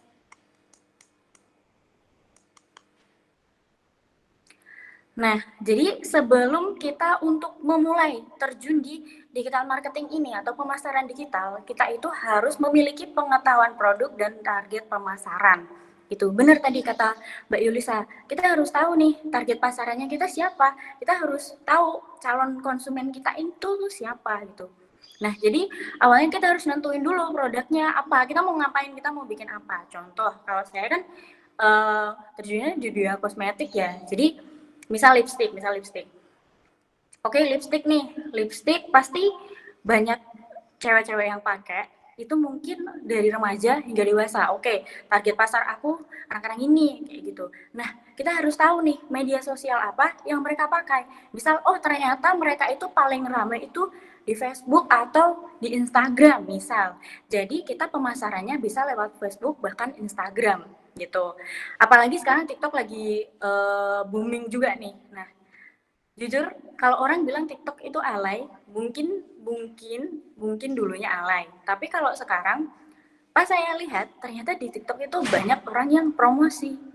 Tapi promosinya itu soft banget. Jadi kayak promosinya itu secara halus, nggak langsung ayo beli produk aku, nggak kayak gitu. Cuman kayak main-mainan review kayak gitu. Itu termasuk promosi yang halus loh. Nah, pengetahuan produk ini penting. Kenapa? Kalau misal kita ambil pengen promosi lipstick, pengen jualan lipstick, pengen usaha di bidang lipstick, kita harus tahu formula lipstick itu mau yang seperti apa. Mau matte kah, mau glossy kah, atau yang kayak gimana. Karena produk lipstick itu kan banyak banget gitu. Jadi kita harus tahu bahan-bahannya. Yang bikin beda sama bahan-bahan lipstick di luaran sana itu apa sih kayak gitu. Oh ternyata ini pigmentasinya lebih yang ini tuh lebih oke daripada produk yang lain. Tapi jangan pernah jelek-jelekin produk lain. Jangan pernah sebut merek produk ini jelek ini. Jangan, karena itu gini. Saya tuh punya prinsip, seorang pebisnis yang baik tidak akan pernah menjelek-jelekan produk lain. Karena kalau semisal dia itu jelek-jelekin produk lain, itu udah kelihatan kok siapa yang sebenarnya jelek. Gitu ya. Oke, next.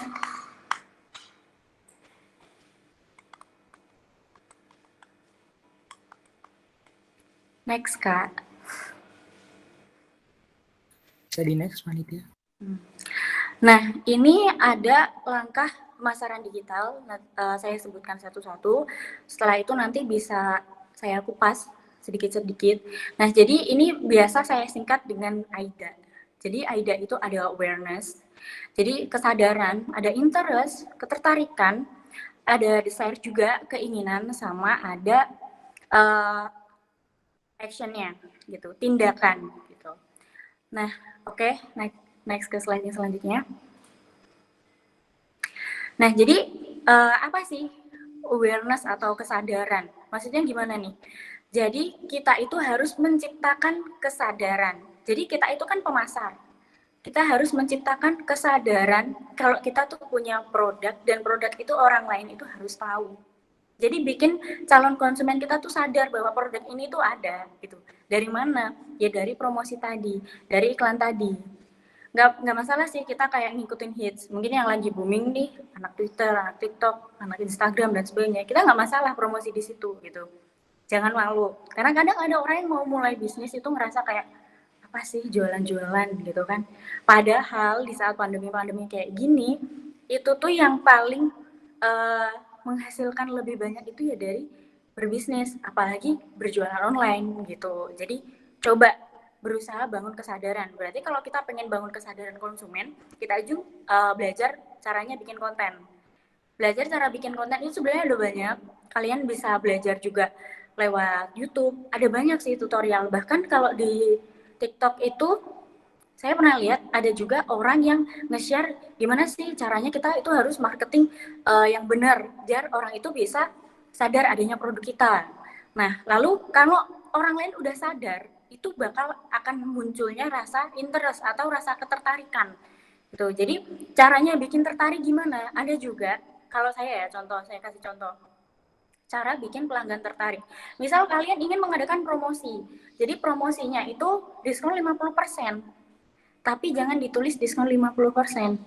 Di iklannya, di promosinya jangan katakan bahwa diskon 50%. Kalian bisa katakan buy one get one free. Jadi sama aja kan? Gitu loh. Untuk satu orang, kalau kita bilangnya buy one get one free, itu kita bisa langsung ngedapetin per orangnya itu langsung beli 2 produk. Nggak satu-satu. Misal kita target penjualannya itu 50 produk dalam sehari, misal. Nah, daripada kita nyari 50 orang, lebih enak kita nyari 25 orang kan. Kan tadi, buy one, get one, free. Gitu sih. Itu contohnya kayak gitu. Daripada cuma ngomong, oh ini diskon 50%. Lebih menariknya, buy one, get one, free kan. Nah, lalu desire. Menimbulkan rasa keinginan. Nah, ini kalau bahasa gaulnya, ngeracun. Kalau saya bilangnya ngeracun. Jadi wanita itu sangat mudah diracuni. Apalagi kalau bahas soal lipstick, bahas soal skincare, ngebahas soal make up, itu gampang banget diracuni. Cewek mana sih yang nggak pengen cantik gitu kan? Jadi pasti punyalah keinginan kalau melihat temennya.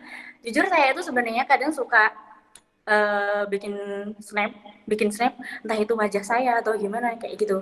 Kadang tuh ada yang komen, Kak alisnya bagus, pakai apa? Jadi kayak sedikit ngeracun. Nah, padahal yang nanya tuh cuma 1 orang, tapi akan saya bilang di story saya yang selanjutnya.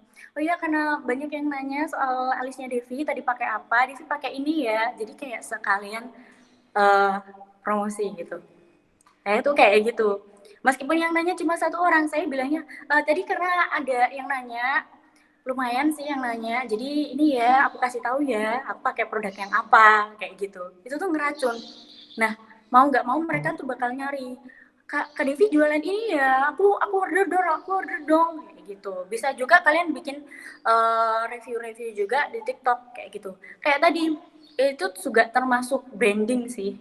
Gitu. Kalau misal kalian lagi excited banget, kayak tadi yang dikatakan sama Mbak Yulisa, itu emang di TikTok banyak banget yang bikin packaging atau nge-packing orderan itu mereka excited banget, dan di situ tuh aku ngelihatnya itu ini positif banget nih gitu, dan bikin orang lain pada nanya, kok cantik banget ya, kok bagus banget ya gitu, ini beli di mana gitu, padahal sebenarnya itu promosi gitu.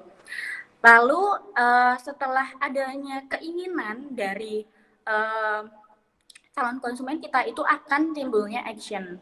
Misal orang tuh ada yang pengen pengen dipendem aja. Ada juga yang pengen itu langsung ada tindakan. Tindakannya apa? Tindakannya itu beli atau berasa kayak ya udah ini aku apa ya? Ini aku incer dulu nih. Ada cewek yang kayak gitu. Karena ada pelanggan saya tuh yang bilang, Kakak Devi aku pengen beli produk ini, tapi nanti ya di akhir bulan dulu ya, kayak gitu. Itu kan berarti dia udah ngincer duluan, tapi belum ada tindakan untuk membeli sekarang. Gimana caranya biar ada tindakan pembelian gitu. Kita bisa juga kasih tahu manfaat-manfaatnya, sekaligus bikin mereka greget untuk memutuskan gimana sih biar mereka itu bisa cepet-cepet beli. Contoh, ya misal dia bilang mau belinya akhir bulan, terus saya bilang, Kak kalau belinya sekarang ini loh, nanti aku kasih apa namanya free sticker loh dari aku, atau aku nanti ini deh Kak, aku biasanya saya tuh sering aku tag deh di Instagram aku gitu, atau apa ya, karena orang itu suka gratisan. Kadang aku kasih bonus gitu, misal gini, Kak kalau kakak beli ini segini, nanti aku kasih free product deh segini, atau aku kasih potongan harga deh segini, kayak gitu. Tapi kalau misal bukan sekarang belinya, nanti kalau di akhir bulan aku takut kehabisan Kak, karena kan gimana ya, produknya ini tuh sold out-nya cepet banget, kayak gitu. Sekalian kayak ngomporin, ngeracunin. Padahal ya nggak sampai akhir bulan. Maksudnya bisa aja akhir bulan tuh produknya masih, tapi aku bilangnya ke mereka bahwa produk ini itu tuh bagus banget, cepet banget habisnya. Padahal di pertengahan bulan itu sebenarnya masih. Dia nanyanya di awal bulan, aku bilangnya nanti udah habis, kayak gitu. Apa ya? Racun. Kalau kalian punya bakat cerewet, punya bakat gibah, itu bisa kalian ini loh, kalian kembangkan untuk ngomporin temennya gitu. Karena kalau aku sendiri pasar aku pertama itu dari teman kuliah sekelas dulu. Kalau aku udah nguasain sekelas, nanti pindah ke kelas lain, ke kelas lain, ke kelas lain. Tanpa disadar tiba-tiba satu fakultas gitu. Tanpa sadar tiba-tiba bisa keluar dari univ kayak gitu. Oke, next. Nah, kunci sukses pemasaran digital itu perhatikan yang Aida tadi. Sebenarnya sebagian besar itu udah disampaikan sama Mbak Yulisa sih. Jadi apa ya? Saya mengupas sedikit-sedikit lagi lah gitu. Aida tadi udah saya jelaskan ya, lalu komunikasi dua arah antara konsumen dan pemasar. Sebenarnya ini udah yang dimaksud Mbak Yulisa tadi. Yang bagian mungkin minta feedback itu sebenarnya komunikasi dua arah. Atau yang minta testimoni. Kalau saya paling sering minta testimoni dulu baru minta feedback. Jadi misal si A habis beli produk saya. Nah, habis COD-an nih atau habis dikirim nih. Nah, terus misal dikirim, saya pasti tanyain, halo Kak, selamat siang, apa kabar? Semoga baik-baik aja ya. Mau nanya Kak, apakah produknya sudah sampai? Meskipun saya bisa ngelacak di tracking parcel, itu saya tahu produknya udah sampai, penerimanya siapa. Tapi saya sok-sokan aja nanya, gitu, biar kayak lebih ramah aja ke pelanggan kita. Apa ya, kalau orang Jawa bilang, grab ya, gitu loh. Jadi ramah gitu. Nah, dari situ tuh pelanggan saya itu meskipun slow res, tapi tetap bakal dibalas, oh iya Kak ini udah sampai produknya, makasih ya, kayak gitu. Nanti saya akan ngechat lagi, oh iya Kak kalau misal produknya udah dicobain, boleh dong aku minta testimoninya gitu, ya Kak ya, gitu. Kalau misal Kakak berkenan bisa deh aku tag juga, kayak gitu, biar dia tuh kayak, wah aku dihargain banget nih, gitu. Padahal aku cuman beli 2 lipstick doang, misal, kayak gitu. Nah, kalau dia udah cobain, udah kasih testimoni, nah aku bisa minta feedback. Oh iya Kak, boleh minta feedbacknya nggak? Misal mungkin pelayanan aku yang kurang fast respon atau gimana, kayak gitu Kakak boleh banget kok ngasih feedback ke aku. Atau mungkin produknya gimana, pengemasannya gimana, kayak gitu. Jadi di situ tuh buatlah pelanggan nyaman. Bener kayak kata Mbak Yulisa tadi, kayak pengalaman facial. Jujur aku kalau facial tuh juga gitu. Misal facial ternyata 2 bulan aku nggak nongol di tempat facial itu, pasti aku bakalan di WhatsApp gitu. Dan aku selalu respon. Nah, dari teman-teman juga kalau ada temennya yang jualan, temennya yang promosi, meskipun kita nggak tertarik sama produknya, meskipun kita emang mau nolak dia, kalau mereka itu mau menawarkan suatu produk, misal kita nggak butuh-butuh banget, kita bisa tolaknya halus, jangan cuma dirit aja. Karena ketika kalian udah berbisnis nih. Kalau saya kan dulu ini nih, jujur ya, saya tuh kalau ada teman yang promosi itu saya read aja dulu waktu sebelum berbisnis. Tapi sekarang pasti saya balas meskipun saya tolak. Tapi kalau biasanya teman saya mulai jualan itu biasanya saya dukung. Semangat ya. Itu bagus nggak sih? Aku cobain dong satu kayak gitu. Itu apa ya? Semua itu bisa timbal balik ke kita sih. Kalau gini, mulai bisnis itu jangan baper. Kamu baru ditolak sekali, 2 kali, 3 kali, baper, terus ngambek gak mau jualan lagi, ngerasa bahwa dagangan kamu gak laku. Gak gitu konsepnya. Sedangkan kamu sendiri setiap harinya mungkin bisa nolak orang lain. Kalau kamu ditolak, gak enak kan rasanya gitu. Jadi apa yang pengen kita dapat itu ya cobalah treat ke orang lain itu yang baik-baik juga gitu. Oke, next. Ini kayaknya udah terakhir nih. Oke, jadi ini sekian pemaparan materi dari aku. Jadi ini sedikit kata-kata motivasi dari aku. Tidak ada rahasia dari sebuah kesuksesan, gitu. Melainkan adanya kegigihan. Nggak ada orang sukses rahasia tuh nggak ada. Cuman gigih, niat, usaha, dua itu. Ya, oke. Saya kembalikan ke moderator. Oke, menarik sekali ya apa yang Mbak Devi ini bagikan. Kita dapat tahu mengenai pentingnya digital marketing, mengenai pentingnya produk dan target, serta langkah pemasarannya, pentingnya komunikasi juga, dan beberapa hal lainnya gitu. Untuk selanjutnya yaitu sesi tanya jawab kepada teman-teman yang mempunyai pertanyaan dapat disampaikan ya di room chat dengan format seperti biasa #tanya_nama. Sesi tanya jawab ini dilakukan selama 30 menit. Bagi teman-teman yang ingin bertanya, silahkan.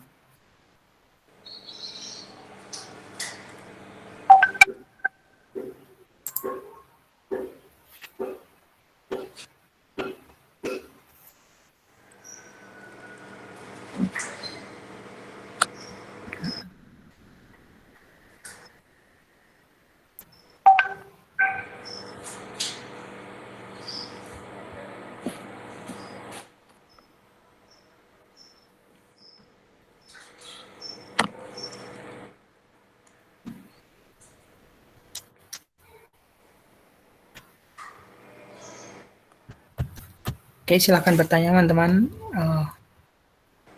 Yang tadi mau bertanya ke pemateri pertama, tapi waktunya udah habis, silahkan bisa bertanya ke pemateri kedua.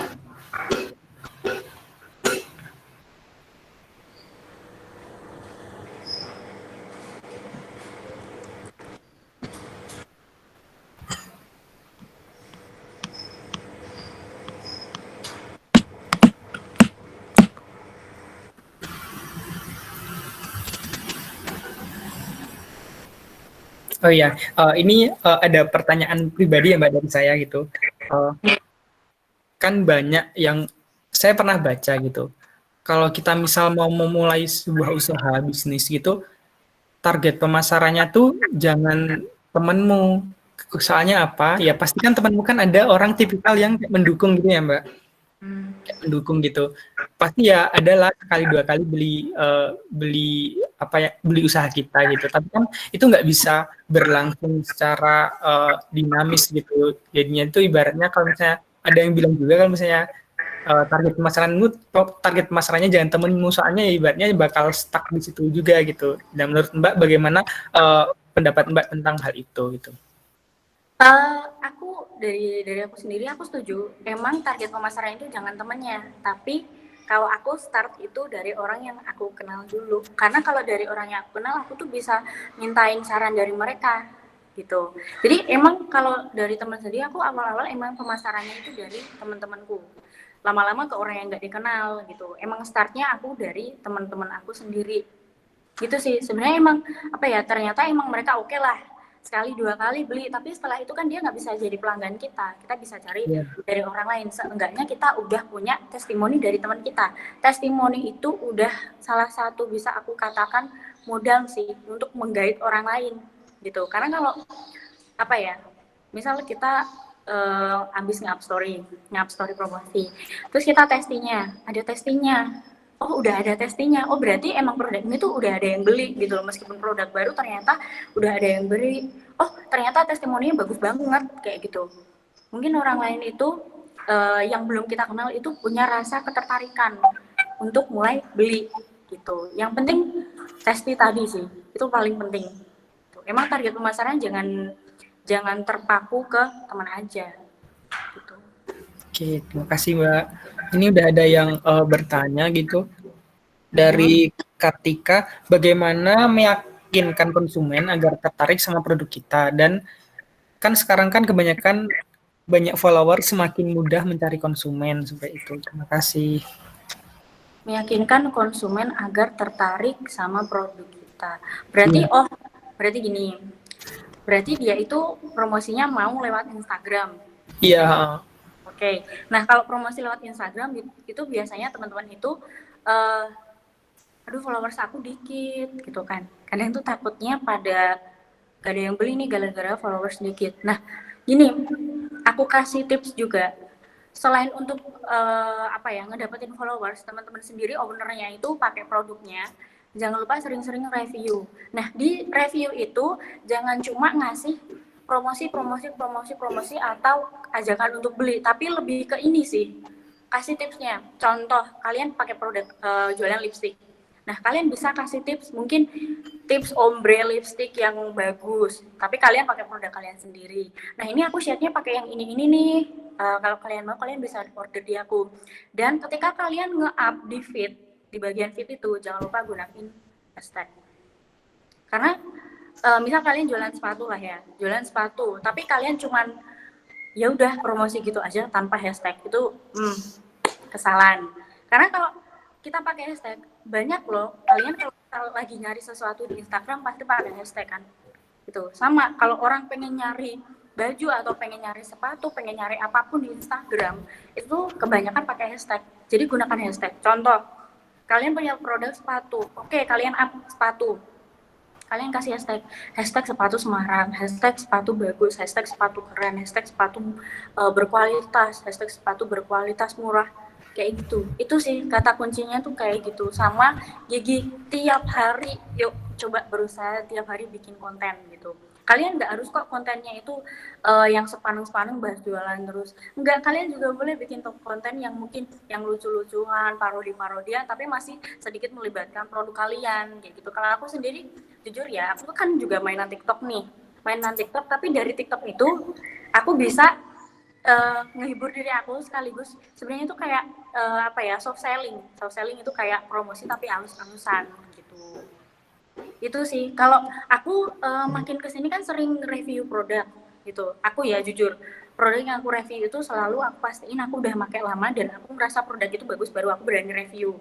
Nah, dari situ ada trust atau ada kepercayaan gitu. Tiba-tiba orang-orang itu ada banyak yang nge-follow. Jujur aku sebelum jualan followers itu paling berapa ratus, dan sekarang udah ya lumayan lah, udah 2000 berapa ratus gitu. Jadi apa ya, kalau aku bilang sok-sokan jadi selebgram gitu nggak sih? Gitu. Kalau aku gitu. Oke, bisa ke pertanyaan selanjutnya. Iya, jadi intinya tuh kegigihan tuh juga diperlukan ya buat agar meyakinkan konsumen gitu. Untuk yang selanjutnya ini pertanyaan dari Arista, ini cukup memborong 3 pertanyaan. Yang pertama, apakah poin utama yang perlu dikembangkan terlebih dahulu jika ingin mendirikan sebuah perusahaan skala menengah? Mungkin bisa dijawab dulu yang pertama, Mbak. Oke, awalnya aku makasih banget buat pertanyaannya. Aku awalnya nggak berekspektasi kalau akan ada pertanyaan yang kayak gini. Kalau pengen menjalankan sebuah perusahaan skala menengah, ini maksudnya mungkin langsung bikin ini ya kali, usaha tapi langsung punya banyak karyawan kayak gitu. Iya. Yeah.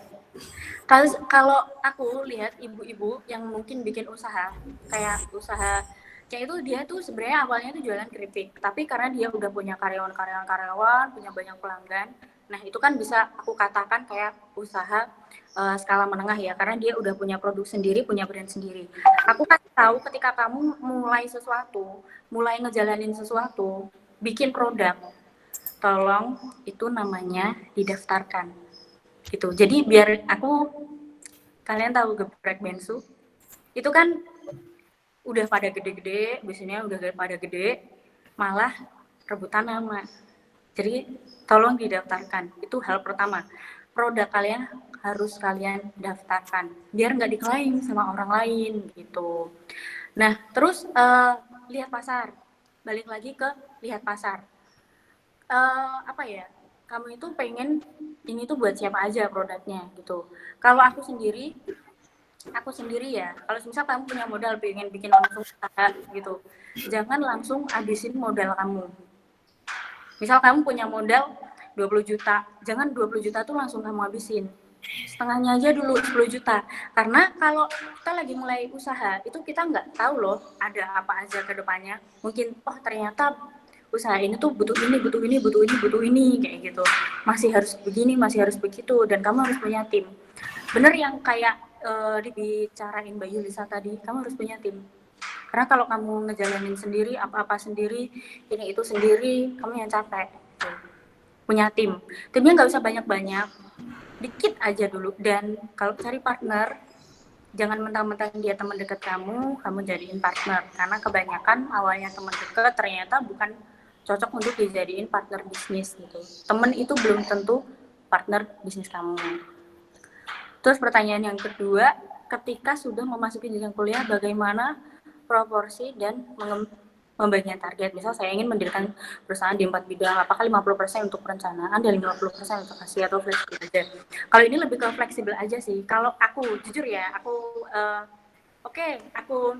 salut deh langsung di 4 perusahaan. Kalau aku sendiri, gini, ada A, B, C, D. Nah, kamu kembangin A dulu. A udah punya nama, kamu udah daftarin si A ini, kamu udah punya brand dari A sendiri, A ini membesarkan nama kamu bisa pilih opsi buka cabangnya A atau kembangin si B. Gitu. Misal kamu, oke, aku pengen ini deh, kembangin si B. Ya udah, dari hasilnya A ini sebagian untuk modal usaha yang B, jangan langsung 4-4-nya, karena kamu bakal capek sendiri sih, mikirnya ini, mikirnya itu. Padahal usaha itu nggak usah ngoyo banyak banget, kita realistis aja, kayak dibilang Mbak Yulisa tadi, realistis aja. Kalau kamu bisa yang ngebangin yang A dulu, A ini diseriusin dulu, ditekunin dulu, karena bisnis itu hasilnya tuh nggak bisa bulanan, tahunan baru kelihatan benar-benar ada hasilnya, jatuh bangun pasti ada, kayak gitu. Pertanyaan yang ketiga, lebih baik kerjasama dengan perusahaan instansi atau memulai dari nol untuk mendirikan usaha. Boleh, kamu boleh aja kerjasama sama suatu perusahaan gitu, atau mulai dari nol. Ini itu kita punya konsekuensinya masing-masing. Kalau kamu kerja sama perusahaan, mau nggak mau, misal kamu pengen kerjasama sih sama perusahaan A, oke. Nah, berarti kan kamu kayak ngajuin proposal dan sebagainya, kayak gitu kan. Nah, dari situ kita itu harus tahu seleranya perusahaan si A. Jadi kayak kita itu malah kayak apa ya, terikat sama si A. Jadi kalau si A nggak ACC, kamu nanti bakal kebingungan gitu. Kalau aku sendiri sih orangnya apa ya, mau terikat sama si A, asal di awal itu udah ada perjanjian yang mungkin kayak fleksibel kayak gitu. Atau mungkin si A itu pengennya cuma modalin aja, tapi kita yang ngejalanin, di samping dianya itu melihat kerjaan kita. Ada loh yang kayak gitu, tapi ada loh yang ngekang, saya maunya gini, saya maunya gitu, saya maunya gini, saya maunya gitu. Itu malah bikin kamu pusing sendiri. Kalau kamu pengen mulai dari nol itu nggak masalah. Kendala di modal itu sebenarnya sekarang usaha zaman sekarang tuh nggak butuh modal yang gede-gede banget sih. Kalau kamu pengen mulai dari dropship, oke lah. Untuk awal mula kamu dropship ikutan online shop ini yang dia udah punya nama itu. Nah, habis dari dropship, misal kamu udah mendalami dropship udah lama nih. Nah, dari situ kamu kan pasti tahu ya, oh ternyata cara pemasarannya kayak gini, oh ternyata kayak gini. Kalau kamu tahu mie sedap, nah jadi mie sedap itu dulu kerjanya di Indomie. Dia kerja di Indomie, belajar apa di Indomie, terus dia keluar, dia ngediriin perusahaan. Itu juga ada, gitu. Oke, next pertanyaan yang selanjutnya. Next. Pertanyaan selanjutnya dari Yavi. Assalamualaikum, saya mau bertanya, menurut Mbak lebih profit bisnisnya sendiri jadi owner atau kata bisnis organik tadi, atau lebih mendingan jualan reseller jadi agen suatu produk? Lihat-lihat dulu. Gini, maksudnya lihat-lihat dulu tuh gini. Kamu udah ada modalnya apa enggak? Kalau kamu punya modal, nah kalau punya modal itu kamu enak kok bikin bisnis sendiri jadi owner. Tapi kamu harus belajar banyak dulu gitu. Jadi kayak belajar tadi kayak pemasarannya, belajar ini, belajar itu, kayak gitu. Itu tuh harus benar-benar dipelajarin gitu. Tapi kalau kamu belum punya belum punya modal. Nah, kalau kamu belum punya modal, kamu boleh jadi reseller dulu sambil ngumpulin modal sekaligus belajar cara-cara pemasaran gitu. Karena banyak banget online shop sekarang itu punya tim reseller dan tim resellernya itu diajarin gimana caranya, gimana caranya, gimana caranya. Tapi kadang tiba-tiba si tim resellernya ini bikin produk sendiri kayak gitu. Kayak yang aku bilang tadi loh. Yang gede ya, contohnya yang gede deh, Indomie sama mie sedap. Kayak gitu sih. Terus aku kasih tips juga kalau kalian pengen mulai bisnis itu selain benar-benar kayak ini benar-benar berguna di masyarakat, kalian selain lihat pasar juga lihat-lihat ke diri kalian. Kamu suka nggak di bidang ini gitu. Jangan maksain, jangan ngoyo. Kamu suka nggak? Kamu ya minimal tertarik dulu lah, minimal gitu. Kalau aku kan anaknya kan suka dandan, suka kosmetik, suka ini. Ya aku terjun di sini tuh malah seneng. Aku ngerasanya itu bukan kerja, tapi aku malah ngerasanya itu kayak main, kayak nongkrong gitu. Oke, ke pertanyaan yang selanjutnya. Oke. Untuk pertanyaan selanjutnya yaitu dari Mala, bagaimana cara memilih selebgram untuk mempromosikan produk kita supaya lebih menarik konsumen? Karena sekarang lebih banyak konsumen mencari produk yang sudah direview selebgram supaya lebih terpercaya. Terima kasih. Oke, pertama aku mau ngasih tahu kalau kita nyuruh nge-review sama selebgram, gini, ada selebgram yang pasang tarif harga. Kamu harus cari selebgram itu yang emang orangnya itu pertama dilihat dari followersnya. Makin banyak followers, kemungkinan makin banyak juga yang nonton story-nya atau review-nya si selebgramnya ini, kayak gitu. Terus kamu juga harus melihat setiap kali dia review, setiap kali dia di endorse, itu tuh cara ngejelasinnya gimana. Kalau cara ngejelasinnya kayak mungkin asal-asalan atau nggak sesuai sama ekspektasi kamu, mending itu di skip deh. Gitu. Nah, kalau aku sendiri daripada ke selebgram dulu, mendingan ke teman-teman dulu. Jadi kayak cari teman-teman kamu yang emang mungkin followersnya seenggaknya adalah 2000-an. Itu tuh kamu minta dia untuk mereview, tapi kamu bilang, ini ya tolong ya direview, aku kasih deh produk gratis gitu. Tapi nanti tag aku ya, kayak gitu. Paling nggak ada 4 orang deh. Lumayan kan 2000, ini udah lumayan banget gitu. Kalau ke selebgram itu balik lagi duit lagi kayak gitu. Kalau misal kita baru mulai usaha yang kecil dan keterbatasan di modal, itu kurang efektif sih kalau minta langsung ke selebgram. Kalau menurut aku sih gitu. Kalau ternyata kamu udah punya review dari ini, kamu bisa repost juga gitu. Udah ada review dari teman-teman kamu nih, lumayan kan buat testimoni. Nah, udah kalau kayak gitu makin lanjut baru ke selebgram. Kalau aku boleh sebut nama yang paling bagus buat di endorse, Rachel Fenya, Kak Rachel, itu bagus kok. Kalau Aukarin lumayan, tapi kalau aku sendiri jujur kalau nonton story-nya Aukarin itu kadang aku skip kalau pas lagi endorse, gitu sih. Tapi lumayan lah kalau Rachel itu lumayan. Oke, mungkin ada yang mau bertanya lagi atau enggak itu buat Mbak Yulisa, kalau misalnya mau ngasih tanggapan ke pertanyaan yang diberikan kepada Mbak Devi, dipersilahkan juga. Begitu juga sebaliknya, kalau misalnya Mbak Devi juga mau ngasih tanggapan ke pertanyaan yang sudah diberikan ke Mbak Yulisa tadi, dipersilahkan.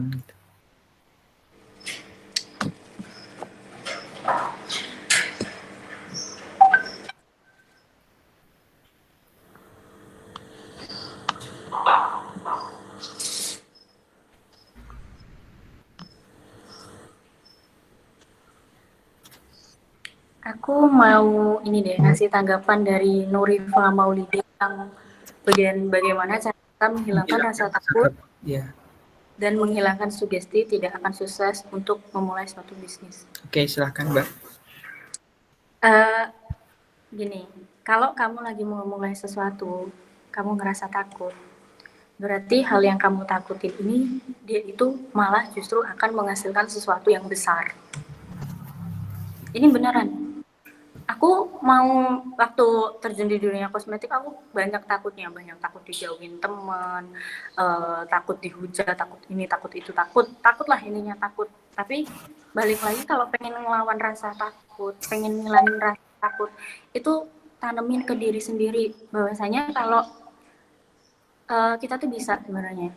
Tuh. Kalau misal kita lihat orang lain, teman-temannya yang lain, kok bisa ya dia kayak gitu, dia aja bisa, ya masa aku nggak bisa sih gitu. Kadang ada loh perasaan yang iri lihat orang lain bisa tapi kitanya nggak mau usaha. Nah dari situ tuh coba deh dilihat dulu gimana sih cara dia kok bisa kayak gitu.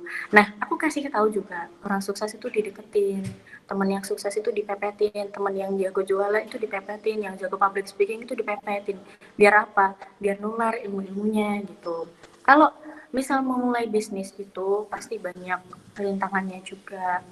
Kalau aku sendiri nggak langsung kayak gini tuh nggak, ada lah rintangannya ada banyak yang mungkin harus panas-panasan, harus dicaci maki sama pelanggan, ada konflik ini itu banyak, masalah itu banyak. Kalau selagi gini loh, gimana caranya ya, meskipun kamu itu harus merangkak, kamu itu harus sampai ngesot-ngesot, kamu kalau nggak bisa jalan, nggak bisa lari, ya merangkak. Kalau nggak bisa merangkak, ya ngesot aja deh, nggak apa-apa. Apapun caranya, kamu itu harus tetap bergerak maju, gitu. Nggak apa-apa, karena kalau makin kamu punya pengalaman kegagalan, dari kegagalan itu sebenarnya yang bisa jadi titik balik kamu untuk menuju kesuksesan kamu. Siap. Berarti emang kita harus pede gitu ya teman-teman, karena karena motivasi diri itu juga penting gitu. Selain itu relasi juga perlu, apalagi relasi orang-orang yang udah hebat, udah sukses gitu. Karena secara tidak langsung jika kita memiliki relasi dengan orang-orang tersebut, kita juga dapat mengupgrade diri kita sendiri gitu. Oke.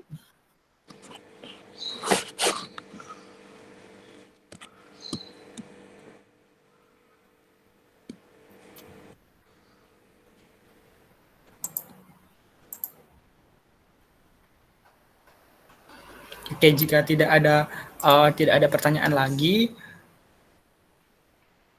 saya kira cukup ya untuk pemateri kita yang kedua sekaligus yang terakhir ini. Saya ucapkan banyak terima kasih kepada Mbak Devi yang telah bersedia memberikan ilmunya. Semoga di lain waktu kita dapat berkesempatan untuk bertemu kembali dengan Mbak Devi lagi gitu ya. Oke, karena waktu juga sudah habis dan pemateri juga sudah membagikan beberapa materi ya teman-teman. Sebelum saya tutup diskusi pada hari ini, saya akan menyampaikan sedikit kata-kata dari salah satu pemateri kita, yaitu Mbak Devi tadi. Tidak ada tips rahasia dalam menjalankan suatu bisnis. Hal yang perlu dilakukan adalah jangan takut memulai, jangan takut belajar, dan jangan takut gagal. Semoga dengan moto tersebut dapat menggugah motivasi diri teman-teman. Dan dengan selesainya acara ini, besar harapan kami agar teman-teman berani untuk memulai, jangan takut gagal, jangan takut untuk belajar, dan tetap tebar kebermanfaatan tentunya dalam bidang kewirausahaan. Saya cukupkan, kurang lebihnya saya mohon maaf. Wassalamualaikum warahmatullahi wabarakatuh. Saya kembalikan ke MC.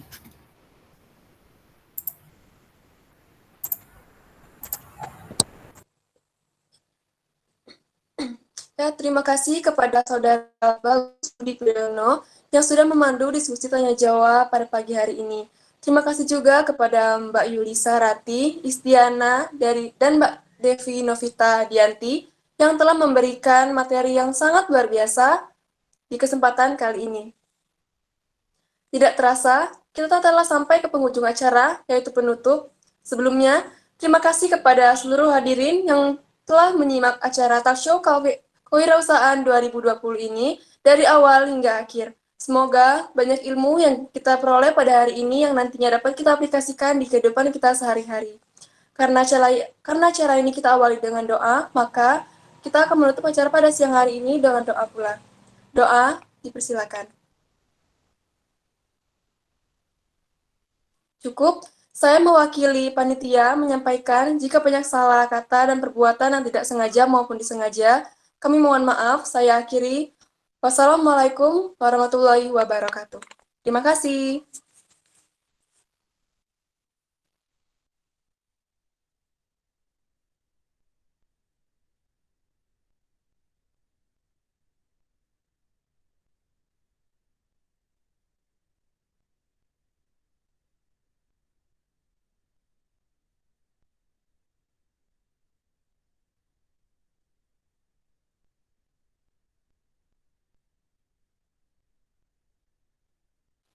Oh ya, buat teman-teman, bisa di-on-kan dulu kameranya untuk dokumentasi foto bersama.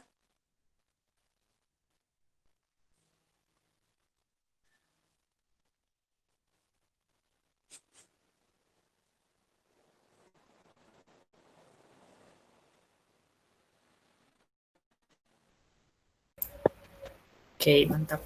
Bisa di-on-cam kan ya? Oke. Ya, View udah ngevlognya ya? Udah.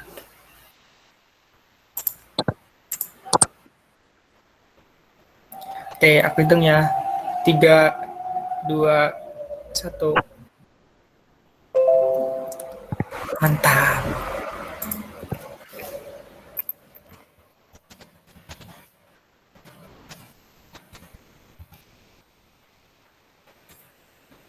Oke, terima kasih. Makasih semuanya. Terima kasih, Ama. Terima kasih. Terima kasih.